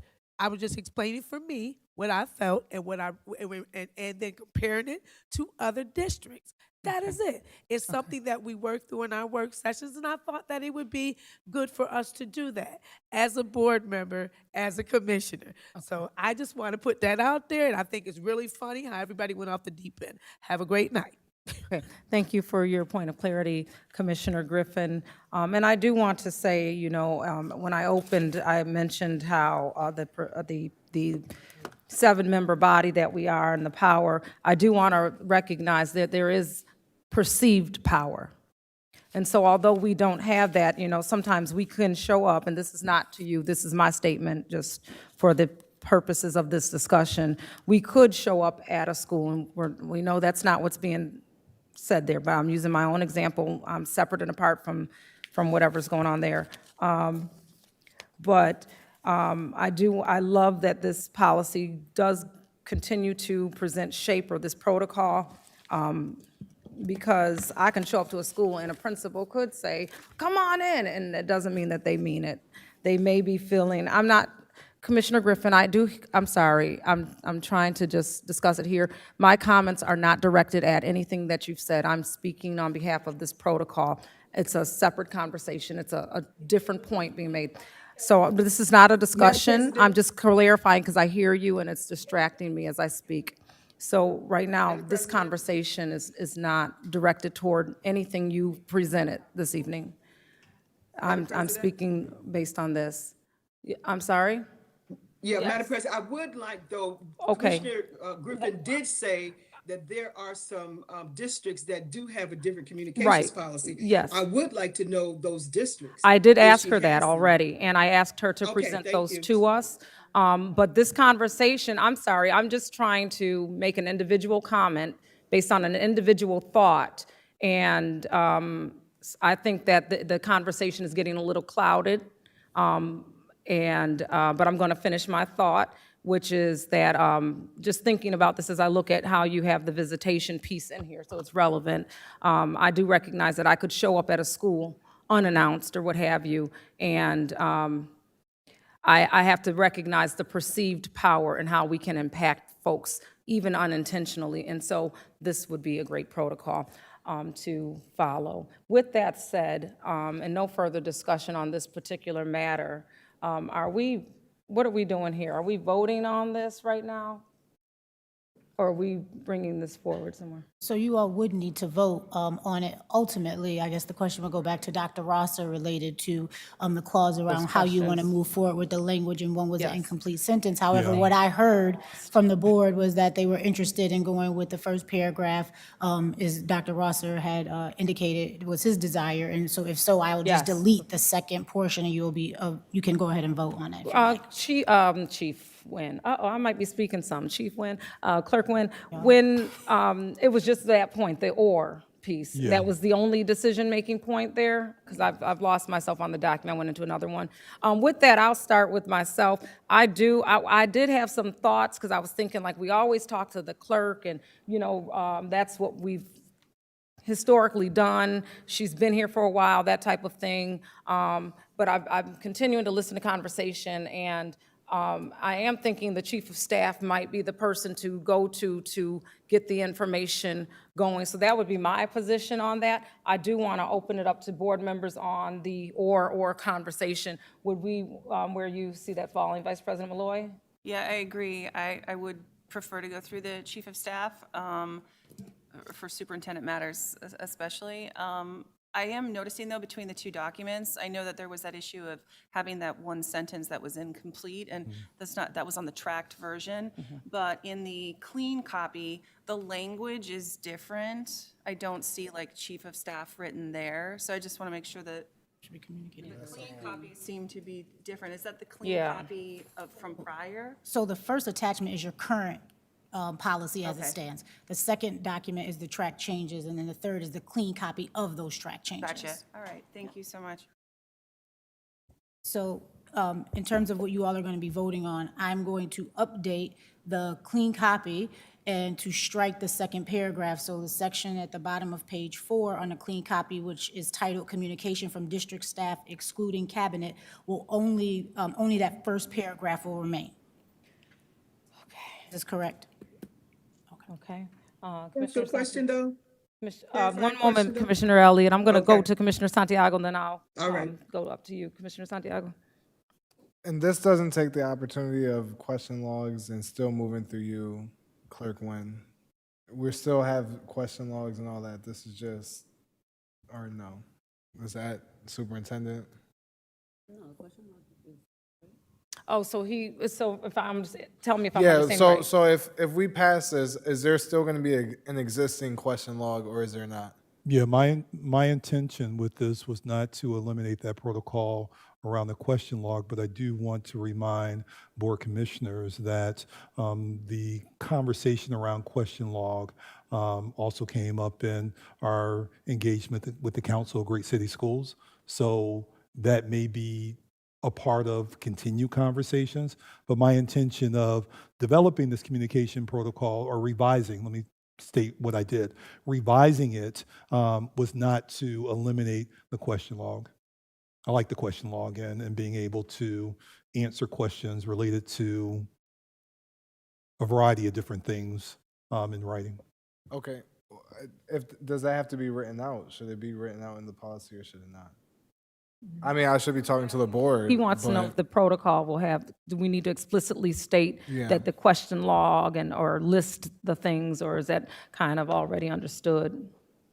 So as it's written here, I would say it's already understood, but if the board needs further clarification or desires to have further clarification, then I would suggest you all talk about some language that you want inserted here. Protocol already exists, and we've already been, should have been operating under it, and we've been using the question log without any type of hindrance. So I don't think that'll change anything, changing who we present Yeah, questions to. I support either way. I personally lean towards possibly putting this in policy. I think a lot of time we talk about how we have protocol but not policy, and that sometimes creates confusion on the board. So I favor more towards putting that in language in the policy. But if it's not there, paragraph 1, I support you with that. Yes, okay, I got you. Right, the protocol and policy, and then policy without practice does the same thing. So I definitely hear you on that, Commissioner Santiago. Commissioner Elliott? Yes, thank you. So just a clarifying point for me. So the language that you didn't have complete information for, that is being removed? Correct. Okay, all right, thank you. Any other questions on this conversation? Okay, with that, I think we need to, so have we gotten a taste for where we want to do? I want to do kind of a, each individual commissioner on the or statement. Our Commissioner Griffin, I'll start with you around the district clerk or the chief of staff to streamline communications for the purposes of board communication for these matters. The chief of staff is fine with me. Okay, Commissioner Patterson? Chief of Staff. Okay. I've already shared mine. Vice President Malloy's shared her thoughts. Commissioner Santiago? Chief of Staff. Okay. Commissioner LeBron? Board clerk. And then Commissioner Elliott. I'll go along with the majority. Okay, so at this time, it looks like we'll update the language and the protocols to reflect the chief of staff as who we will go to, and then we've got some other revisions. And at this time, are we just bringing this forward to a final vote, it sounds like? And so I'd like to entertain a motion to adopt. Madam President, before you do that though, let me just, another clarifying question. But are we copying in our clerk on this information that we may be requesting from the chief of staff? Yes, my understanding is the communications protocols, and Clerk Wynn, you can clarify, you probably have it, I just closed mine out, how that would flow from the chief of staff and how you get that information, if you want to clarify there. I'm sorry, can you repeat the second half? I heard you, how would it flow from the chief of staff, and then you said for? Yeah, I closed mine out. I'm trying to bring it back up. But basically, the communication would happen with the chief of staff, but you would still be informed around She would, yes, the some chief of questions. staff would, yes. The last line there says that the chief of staff, if the request or communication needs to be directed to the board, the chief of staff will communicate with the district clerk. Is what it Thank says. you. If I can just pause for a second. So the protocol that's in place under page 2, where it says board member requests information from the superintendent, that goes unchanged. So the district clerk is still a part of that process. And Commissioner Santiago, as it relates to the question around the question log, that first bullet, record and track changes for information, follow through action, that's where that information is contained. What we're discussing right now, which is, and crap, I just lost the last page, which is under page 5, that is communication from district staff. So this would be building principals, classroom teachers. So this would be the protocol by which those individuals will funnel communication to the actual board and not vice versa. Right. So what's being recommended is that any communication that is coming from district staff, it will be communicated to district staff that information should funnel through the chief of staff. Right. It doesn't make the most sense for district staff to then contact the district clerk. Right. Because what's important is that if information or if communication from district staff needs to get to the board level, that information should be reviewed, it should be evaluated so that the district clerk is not being overwhelmed about things that can be potentially resolved at the chief level. So the chief of staff will communicate to the appropriate cabinet member about the communication and request for information. If the request or communication needs to be directed to the board, it should say comma here, the chief of staff will communicate with the district clerk. Come on, literacy. The comma, yes, okay. Is that clarity, did that clarity work for everyone? So at this time, I'd like to entertain a motion to move forward with the communications protocol. Motion by Commissioner Santiago. Second. Seconded by Vice President Malloy. All in favor of moving forward with the communications protocol? Aye. Aye. Any opposed? Nay. Okay, the ayes have it. The communications protocol carries at this time. And we're going to move into the next topic, which would be Oracle. The mic is going to go back over to Superintendent Rosser at this time. Okay, so as we all know, this is a very challenging time, or has been a challenging time for the Rochester City School District, and more importantly, our employees who depend on their employer to compensate them in an expected way for the services that they have rendered. There's been a lot that's been transpiring as it relates to the district's transition to the Oracle product. As I've stated publicly, what has transpired with our employees is inexcusable.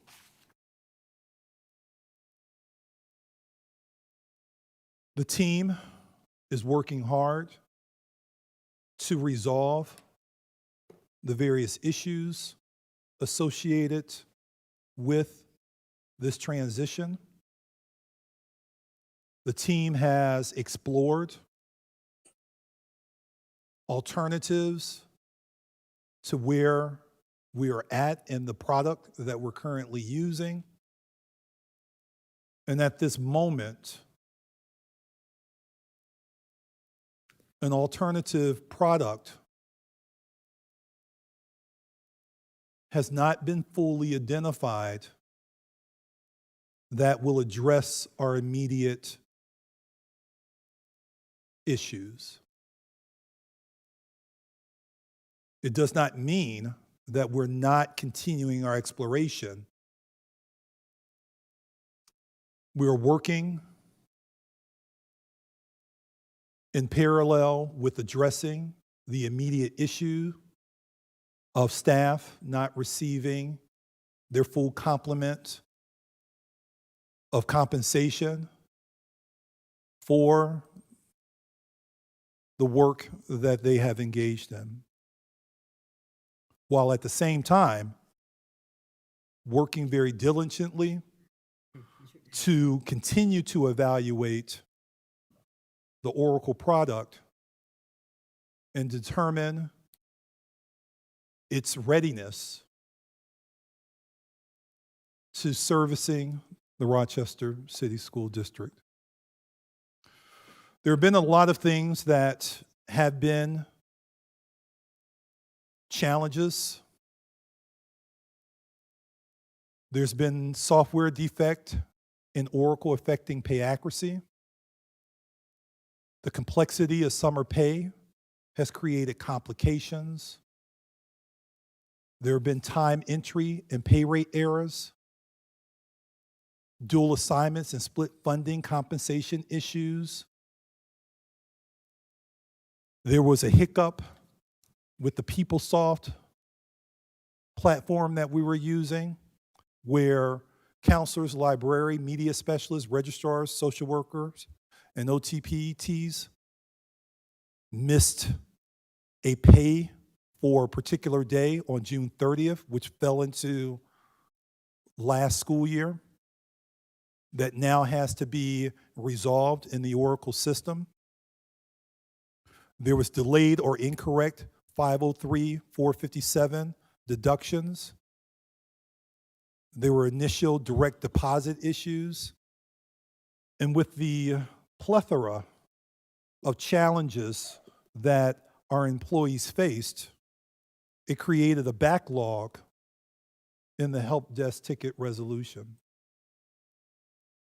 There have been a number of issues that have been resolved. Employees with dual assignments or split funding were paid last Friday.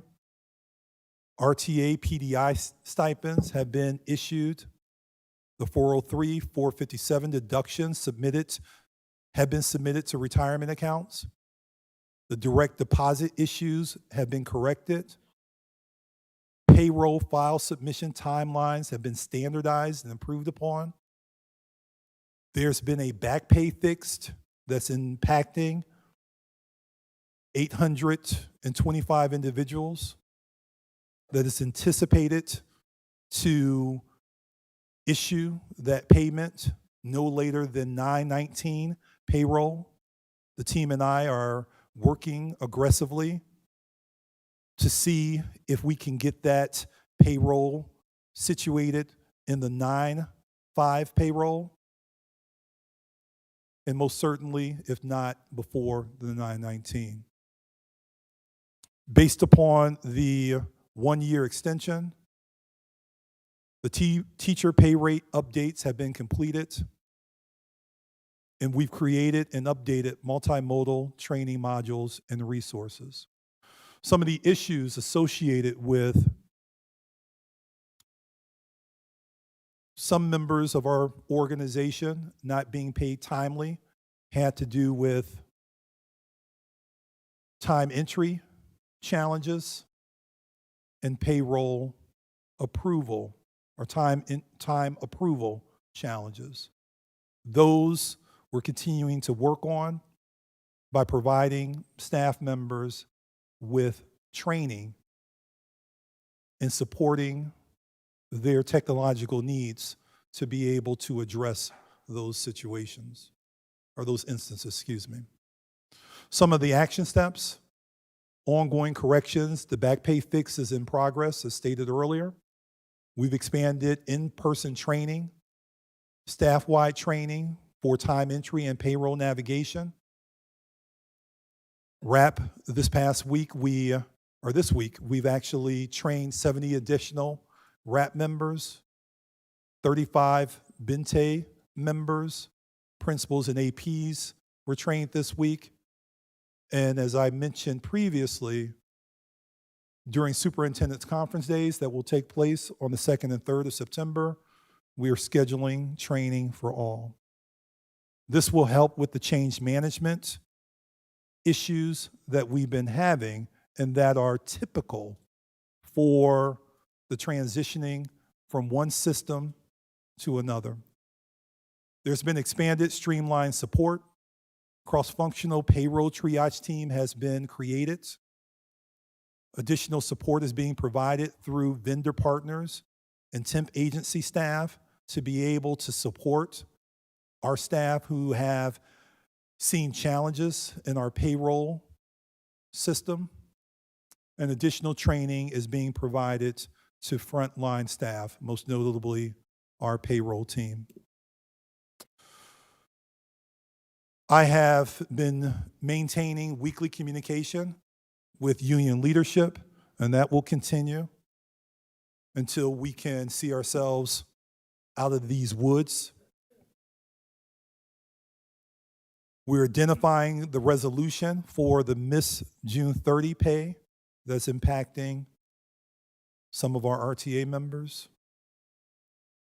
And we have identified new finance office leadership. A new CFO has been identified, has already fully engaged in himself into learning about the problems and offering recommendations and actually taking steps to explore ways in which we can bring remedy to all ASAP. Looking ahead, our next payroll is September 5th. I sent the communication out last week, sharing with our employees that the September 5th payroll, there's great confidence that for salaried employee, as well as our hourly employees, that there will be payment that will be made. We developed a protocol to provide all employees with early access to their pay slips for the 9/5 payroll verification. This will provide an opportunity for all of our employees to be able to see their payroll or their pay slips prior to the 9/5 distribution, and to elevate any questions or concerns to district staff so that we can remedy the issues that may present themselves. What we've seen in the numbers of those who have been impacted by this transition, we've seen a decrease from pay period to pay period, and we anticipate a continued reduction in the volume and the complexity of issues. This is attributed to the team working hard to understand what those root causes are and remedying those root causes so that they do not continue to be issues moving forward. There's daily oversight of this project with our vendor partners, and we're partnering with the Council of Great City School District, the schools, to leverage peer district experience and solutions for Oracle challenges. Had a conversation with Dr. Hart from the Council of Great City Schools yesterday, in which I asked him, is the council aware of other school districts that have brought on the Oracle product, who have had success as well as challenges? And Dr. Hart indicated he was very familiar with how Oracle has operated or functioned in other school districts, and that upon receiving the list of issues that we've identified, that he is going to circulate that to the 75 plus schools that make up the council, so that the Rochester City School District can receive firsthand information on how those school districts worked to resolve their challenges. I want to reiterate that while Oracle is currently our product, we are evaluating it to determine if it has a good fit or the best fit for the Rochester City School District, given the challenges that we have seen just for the summer months. That's important to note because we want to make sure that as we have an obligation to provide a high-quality educational experience for our children, we also have an obligation to make sure that those who are employed with us, those who are providing support in delivering that high-quality educational experience for our children, are also acknowledged and compensated for their services. So with that being said, I will conclude my presentation and entertain any questions. Thank you, Dr. Rosser.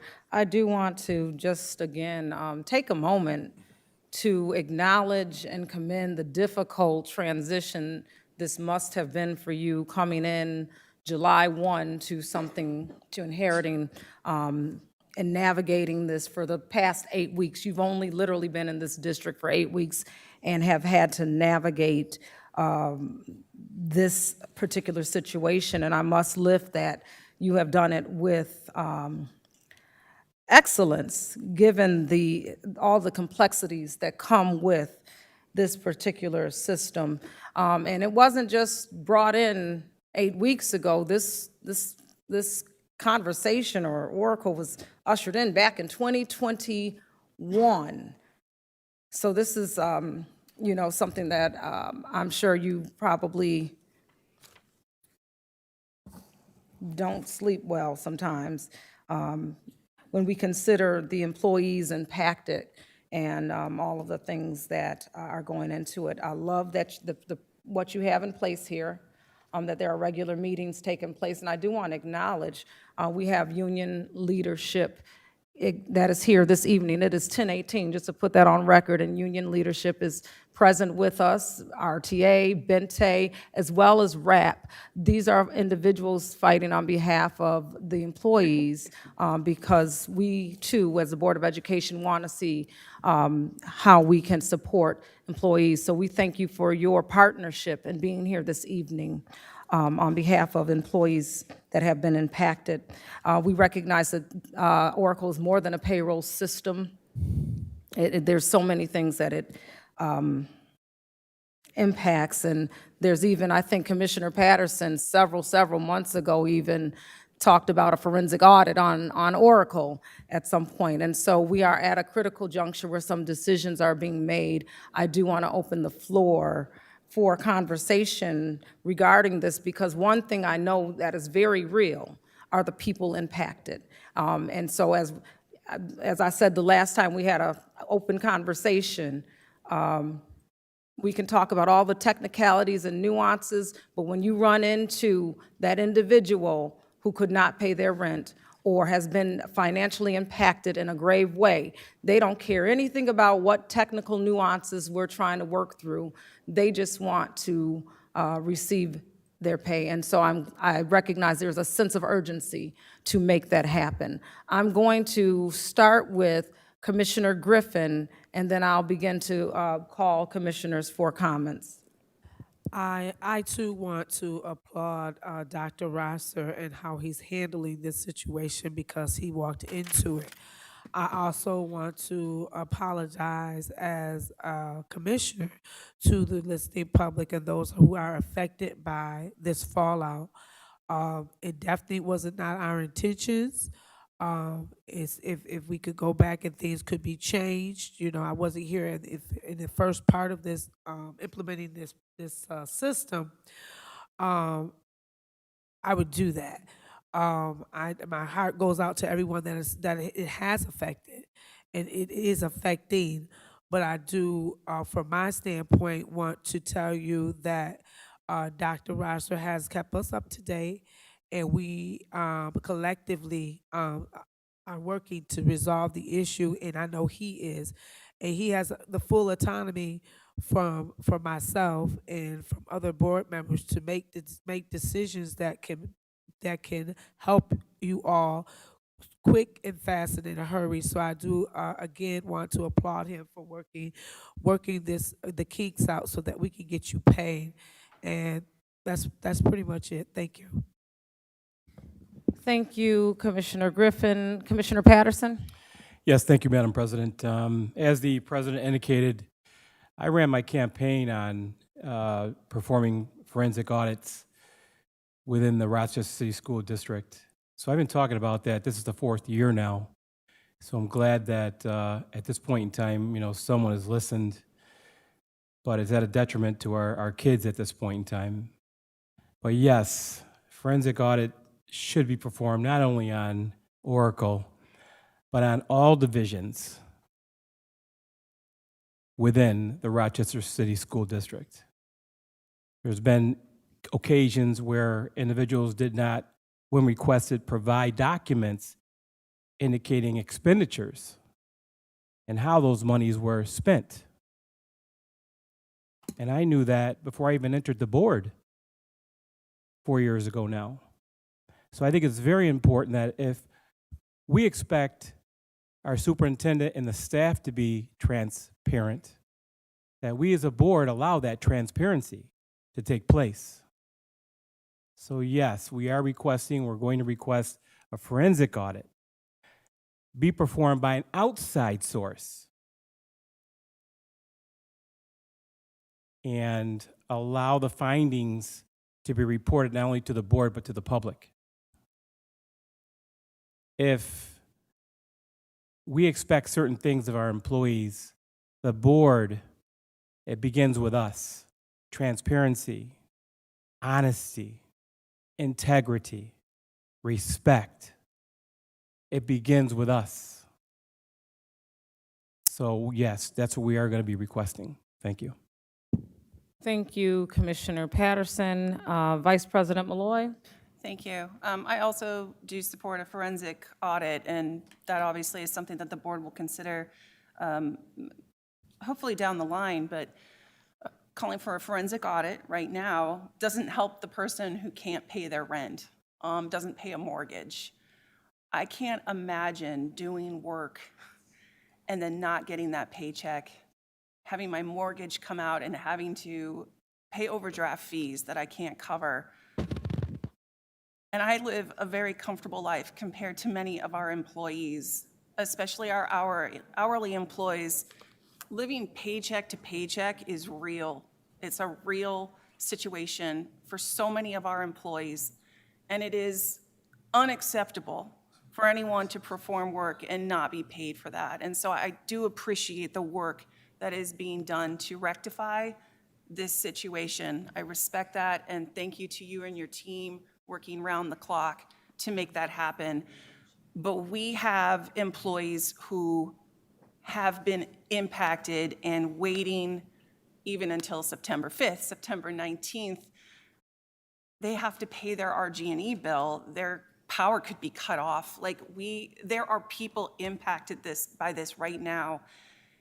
And I feel for all of our employees, and I am sorry that this has been experienced. I want to thank the collective bargaining units for being here tonight to support our employees. But I will support an audit, but I also want to support immediate solutions, working closely with our collective bargaining units so that we can rectify this as quickly as possible for our employees. Thank you. Superintendent Rosser, if you would like to respond, because I Yeah, think you touched on that. you know, and I appreciate, you know, board commissioners sort of acknowledging the challenge that is before myself and my team, and I can appreciate the thanks. You know, for me, what's most important is that our staff members, our staff members are compensated. So for me, you know, my focus and the team's focus is to make sure that our staff members who have provided the service, that they are paid. And for me, that's most important than, you know, any of the acknowledgments of me walking into this. As I stated, the night I was named, that, you know, when I'm confronted with challenges, I work to make those challenges or turn those challenges into opportunities. So this is an opportunity, while it's an unfortunate challenge that our employees are experiencing, but this is an opportunity for myself and the new CFO to really look at, you know, the Oracle system and to really evaluate it to determine its appropriateness for the Rochester City School District, and also look at our own systems and structures to be able to determine, because we had issues prior to Oracle with PeopleSoft, but to look at our systems and structures to determine what are the best practices when it comes to guaranteeing that 100% of our employees are going to be paid on time and are going to be paid correctly. So this is opening the door and opportunity for us as a school district to be able to evaluate and understand what other school districts are doing so that we can then replicate best practices, create systems and structures that will guarantee that our employees moving forward will not experience the same sort of challenges. And the immediate thing, as you know, I appreciate, and I think that it's the board's fiduciary responsibility to engage in seeking to better understand the pre-implementation as well as the implementation kickoff, and having an independent outside entity be able to come in to do that. So I can appreciate the board's work, but my work and the team's work is to most certainly address the immediate issues that are present. And some of the things that we're doing, because I didn't mention it in my presentation, we are doing a lot of checks, paper checks, printing paper checks. So when individuals come to our office articulating that their pay was not correct, that we are printing checks on site to be able to support our employees. We are most certainly also doing additional check runs, off-cycle check runs, to make sure that groups of employees are going to be taken care of. And as I stated in my presentation, we're also doing a lot of fixing of the system, calibrating the system so that those issues that have existed, that the system is being programmed so that those those issues do not continue to plague our ability and our obligation to compensate our employees. I did want to say thank you so much as well. I forgot for the very extensive responses provided by you and your staff on the board question log. Many of us asked some really detailed questions over the last few weeks and months, and I just want to say thank you so much for those responses. It provided more clarity and background. Thank you. Thank you, Vice President Malloy. And for the viewing public, the board question log is a public viewing document, so you can reference that for greater detail if you're interested in learning more about what questions or responses were provided there. I'm going to continue to move down the line with Commissioner Santiago. Yeah, I just want to say with this whole Oracle implementation and project, that where we are today and the solutions that we have to look forward to for our staff, our families, and ultimately our students who will be affected, is that this work does start with the board. And there is a place and a point where you reach a crisis of 900 staff not paid, a little bit over 900, and the possibilities of that affecting the teaching and learning of our students in the upcoming school year. And so this work does start with the board, but there's a time that the board has to stand up to the crisis and do what's needed to ensure that our systems continue to move and our students are educated to the maximum capacity that they're supposed to be educated to. And so the sorries sound good, but sorry without an action behind it, I'd rather you just sit around and watch. Because there are more actions and more stepping up that this board can do to see and to match the crisis that we have in front of us. This is a crisis, and we're trying to act like it's not, but there's 800 people, 900 people and families who are affected by not getting paid. And this board, we're going to say, I'm sorry, but we're not going to put action behind our sorry. And so there is a time that the board has to stand up. And this work does start with the board, and right now we are in a crisis until all of our staff are paid as they are deserved to be paid for the hours that they work and the dedication that they give to our students. And so I believe that during a crisis, the board and the work does start with the board. There's no sorries in the world that's going to fix somebody who is facing an eviction. There's action that can be done to fix that, not a sorry. And so this work does start with the board, and I hope that this board stands up to the issues. There's many actions that we can do as a board at this moment right now with the effects that's happening with our students, and we're not doing it. Even with the investigation, we're talking about we're going to do that down the line. No, the investigation has to happen now. There's $40 million that has gone into a project that is not working, that has been accepted by this board from 2021, 2020. The investigation has to start now. So it does start with the board, and the board can do more than just say, I'm sorry. I appreciate you, Commissioner Santiago. That was a statement of one board member, I will say. And I stand by it. But it's not down the line. That is something, but that language does need to be worked out so that we enter into that type of investigation with a clear understanding of what exactly we want to investigate. And so that information and conversation does need to occur.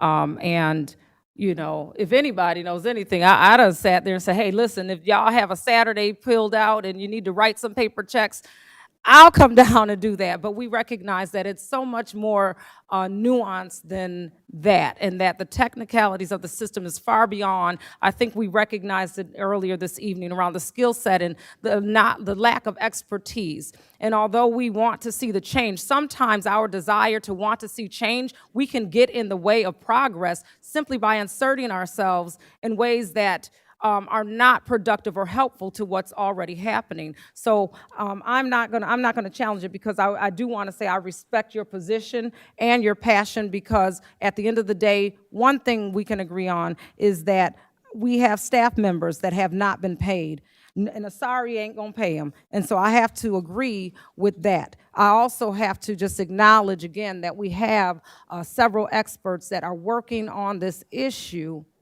and they are already doing many of the things that we're talking about. I do want to move down the line to Commissioner LeBron at this time. Thank you. And my comments are related to a resolution that I would like to bring forth for the board to take more action than just a verbal sorry where people are not being able to pay their bills. And so at this time, I'm asking for a motion to suspend the 24-hour rules. So if I can get a motion in a second, it'll be up to you all. Motion. Is there a second? Okay, so there was a motion and there was a second to suspend the rules. And I believe that is at this particular time unlawful to the Taylor law. Nope, that's not how that works. I've made a So it's motion, and I have a motion and a second, and now commissioners need to vote. There is the commissioner has not advanced what the resolution is about. The motion in the second is only regarding suspension of the rule to bring the motion forward. If the board does not allow the waiving of the rule, then the motion never reaches the floor. Well, I misspoke when I said Taylor law. I meant to say the board bylaws. The board bylaws is correct. Excuse me, that's a completely different thing. But yeah, so at this point, So the board can, if it so chooses, enter, because the board doesn't know what the motion is at this point, the board can choose not to waive the rule, and so the motion would never reach the floor if the board does not waive the rule, the board majority does not waive the rule at this point. And I just want to acknowledge that the board can waive the rules, allow for the resolution to be read on record, and then make a decision of whether they support it or don't, or and so forth, and have open conversation for it. That is correct. The board can, again, after determining after acting whether to allow it to make the floor, the board can then, depending on what the motion is, right, determine whether it goes to the full body. Most motions can, but there are times, and depending on the specifics of what the motion is, where the board might make a different decision. yeah, so right now. But the question before the board right now is whether to waive the rule, to allow the motion to even be advanced to the floor. Correct, there's a motion open right now. Yep. And we need a So I vote. would like to entertain the motion to waive the rule to bring forth a resolution at this time, and that has been motioned and seconded, and so at this point, the board would be voting on if they would allow for that. My position is no. I'm only one commissioner, so we need everyone to weigh in. We'll start with Commissioner Elliott, Yes. Commissioner Griffin, No. Commissioner Santiago, Yes. Vice President Malloy, No. Commissioner Patterson. Nay. All right, thank you. I'm going to finish my remarks at this time. And so I just want to point out that, yes, this has been an ongoing start. And unfortunately, it did start in 2021 when we had Dr. Janelle Morris, who was here with Dr. Leslie Myers-Smalls. And they were the first original individuals to champion it, along with the CFO, Carlene Pierce. And unfortunately, there was a number of turnover. But I do want to put on public record that the school board and the administration, including the incoming superintendent, were absolutely informed and told that we were not prepared and ready. That communication can be foiled. It can be foiled from my email. And I will share the date on This out of Facebook order, Live order. later tonight. I do want to also say that there are a number of employees impacted. It was very disappointing to just read 150 when we in reality know that Bente, RAP, ASAR, and that number President. was well into the thousands. And so it's, again, I'm unfortunate. sorry, Oh. General Counsel, did you need to interject? Nope, not me. I think the fellow commissioners had a question for you. I don't know if someone is trying to raise a point of order. Okay. Well, I'm in the middle of my comments. Again, the communication was from a commissioner, I think, trying to get, Well, they should understand that email communications are also public record and foilable. So, and I can discuss what comes in through email, and it's also foilable. I actually encourage the public to foil a number of school board members' emails regarding Oracle communications. I'm happy to discuss that later as well. But lastly, I just want to say to our staff, you know, a story isn't going to cut it, but please feel free to come down to several nonprofits and agencies. They've been made aware of the situation and they're willing to support helping individuals get bridged. And it's unfortunate because while we're sitting here having these conversations of we're going to request an audit or we're going to do this, none of that actually resolves the issue. And I want to point out lastly that on June 31st, the president for Bente came here to give remarks about his impacted members. And that was more than a month ago to talk about the same issues that payroll was not going to, was still having issues with employees getting their payroll. And that, again, that was a month ago. So this crisis has been a crisis.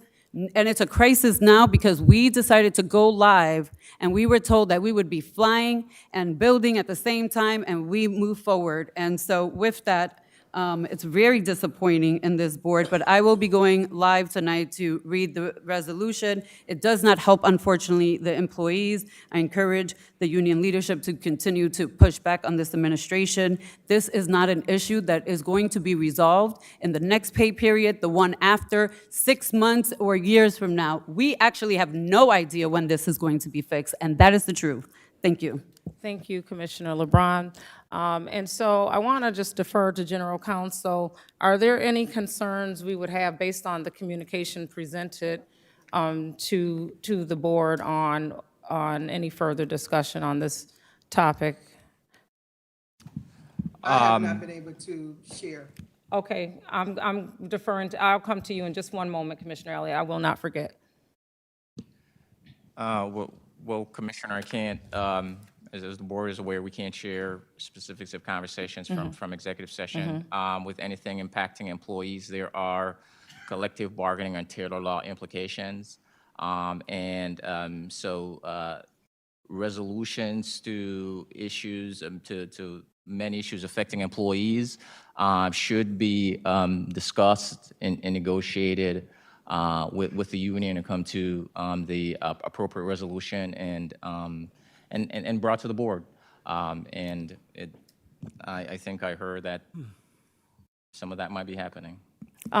So I had a question, and we, again, know that the unions have definitely been involved. I spoke with Bente and have received updates, and of course, you run into actual employees and things of that nature, real people. So I do want to have some additional conversation because I don't think it's a lackadaisical thought around, we're just simply going to call for an audit, but there are some other pieces that need to be navigated.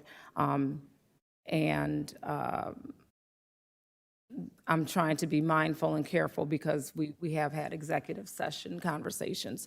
So at this point in time, I'm going to go to the screen to Commissioner Elliott, and then I will come back. Thank you. Well, one of the things that I think that is important is that how do we hold our staff harmless? And how do we make up for what we have done? And so that has got to be a conversation that we've had, that we do have, that how do we, because the question may become, we may have some employees that may not show up on the first day of school. Because, why should they show up if they don't have their paycheck?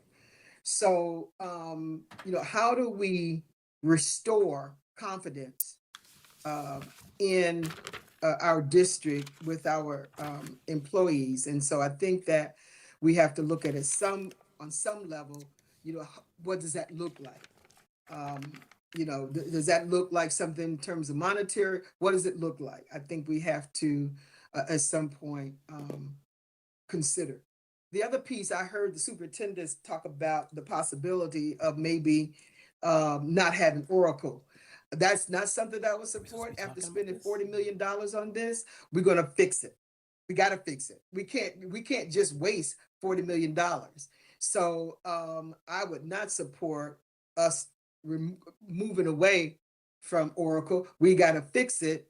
In fact, I think that it would cost us less to fix it than to go out and try to get some other platform. So for me, that is not an option that we would go after it costs initially $7 or $11 million, and then we're up to 40 million. No, we can't afford that kind of money. We're in a Trump era. We don't know what he's going to do. So we've got to make sure that we make this work. Thank you. Thank you, Commissioner Elliott. Did you need to respond at this time? Not at this time. Okay. What I'll just simply say is that, as I've shared, I'm committed to addressing this issue in the most expeditious way, continuing to thought partner, work very closely with the leadership of the collective bargaining units here in Rochester, and to find a remedy to this situation as soon as possible. Okay, and I will say that emails are foilable, and there are some that may even have some legal implications. And so we can, once we receive any type of understanding that there's some legal implications that don't allow for certain movement, that may tie the hands. So although we may have some desire to do certain things, and I believe this 7-member board collectively wants to see outcomes for our employees that are positive, meaning they are paid and that we are looking at some of the harm that has happened, all of those things. Everyone on this board wants to see that happen. This Board of Education wants to see our employees made solid. I can't say it any other way. We want to make sure they're made solid. Got approved by the And the actions. actions We got presented approved to by us, the which are actions. foilable, and I'm not We going to want our yell. staff made whole going today to and before yell. the next paycheck, and it's not feasible and it's Sir, not possible. Commissioners, a point of order has been raised that you Thank have to be you. recognized by the chair to speak, please, that we've been doing very well. Thank you. It's all on record.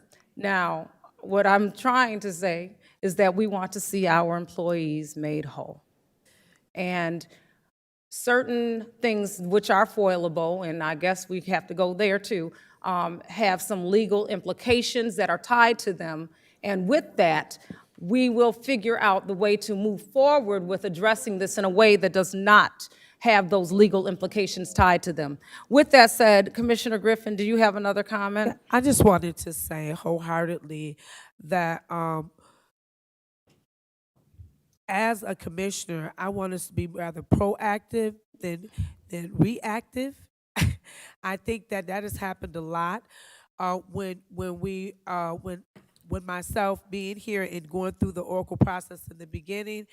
We tried to address a lot of the issues and concerns, but leadership would not allow that to take place. And now that we have this fallout, everybody's grabbing at straws to try to help when it could have been rectified before this happened. Absolutely So not, but so the I investigation will apologize reveal to the listening facts. public.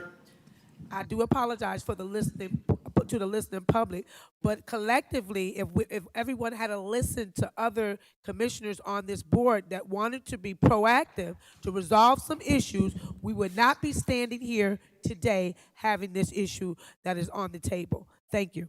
Okay, thank you very much. I believe that one thing that I've heard is that there's some progress being made. There are some things that we can look forward to regarding remedies that have happened and things that are already in place. So they're being recommended, but they're already in place. and we're going to allow for administration to move forward with those actions. If those actions were not taking place, then maybe there would be need to call for certain different actions or what have you. But there are actions in place that are occurring, and I believe will get us where we need to go. And we will continue to revisit this conversation continually. Oracle is a standing meeting item, and so we look forward to working with our folks that are advocating for their employees, and again, getting to a solution here. I'm going to move forward with the conversation, and we're going to enter under new business, and we're looking at first readings at this point. Clerk Nguyen, if you can note the record, please.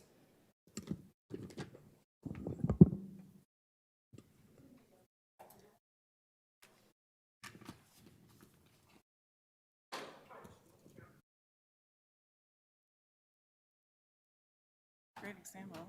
We're paid employees and people just left. Clerk Nguyen, we have first readings here. Okay, were you going to facilitate that process?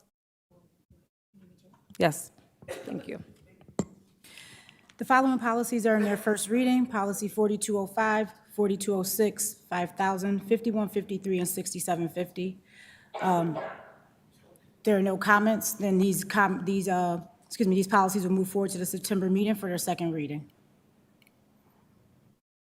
No comments at this time. Any comments on the first reading for policy 4207? I'm sorry, 05?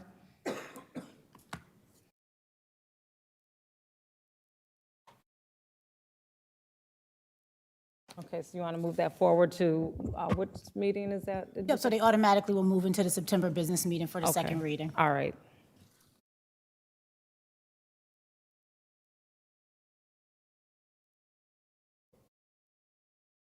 Are we moving to 4206, or did we just do all of them? Or All of those policies, ma'am. you included all of them in here? Okay, I missed that part. Thank you. All right, so looks like we have board September retreat coming up. I'm missing the discussion on that retreat. When is that retreat? That is, So if I could, President Simmons, I sent the board an email, I believe earlier this week, referring to the board's currently scheduled September 10th retreat. The challenge is that there is some travel due to conferences, and so it is being recommended that that retreat time be moved after the speaker forum on September 16th. I also would like to note that the expectation is that the CGCS team will speak with you all around the data that they receive from listening sessions and other opportunities for community input, where you all will review your goals and potentially make updates and then develop your guardrails. So that will in fact be an open public meeting that the recommendation is to occur immediately following the September 16th speaker forum. And the calendar will need to be amended if the board is agreeable to that. thank you. And that's, okay, so that'd be the following week on Tuesday. Speakers Forum, I am okay with that. I should be back because I know that myself and Commissioner Santiago, I believe, I'm not sure if any other commissioners are going to be there. There's a conference taking place. So Tuesday, September 16th for the board retreat, again, following our work session, or excuse me, the Speakers Forum.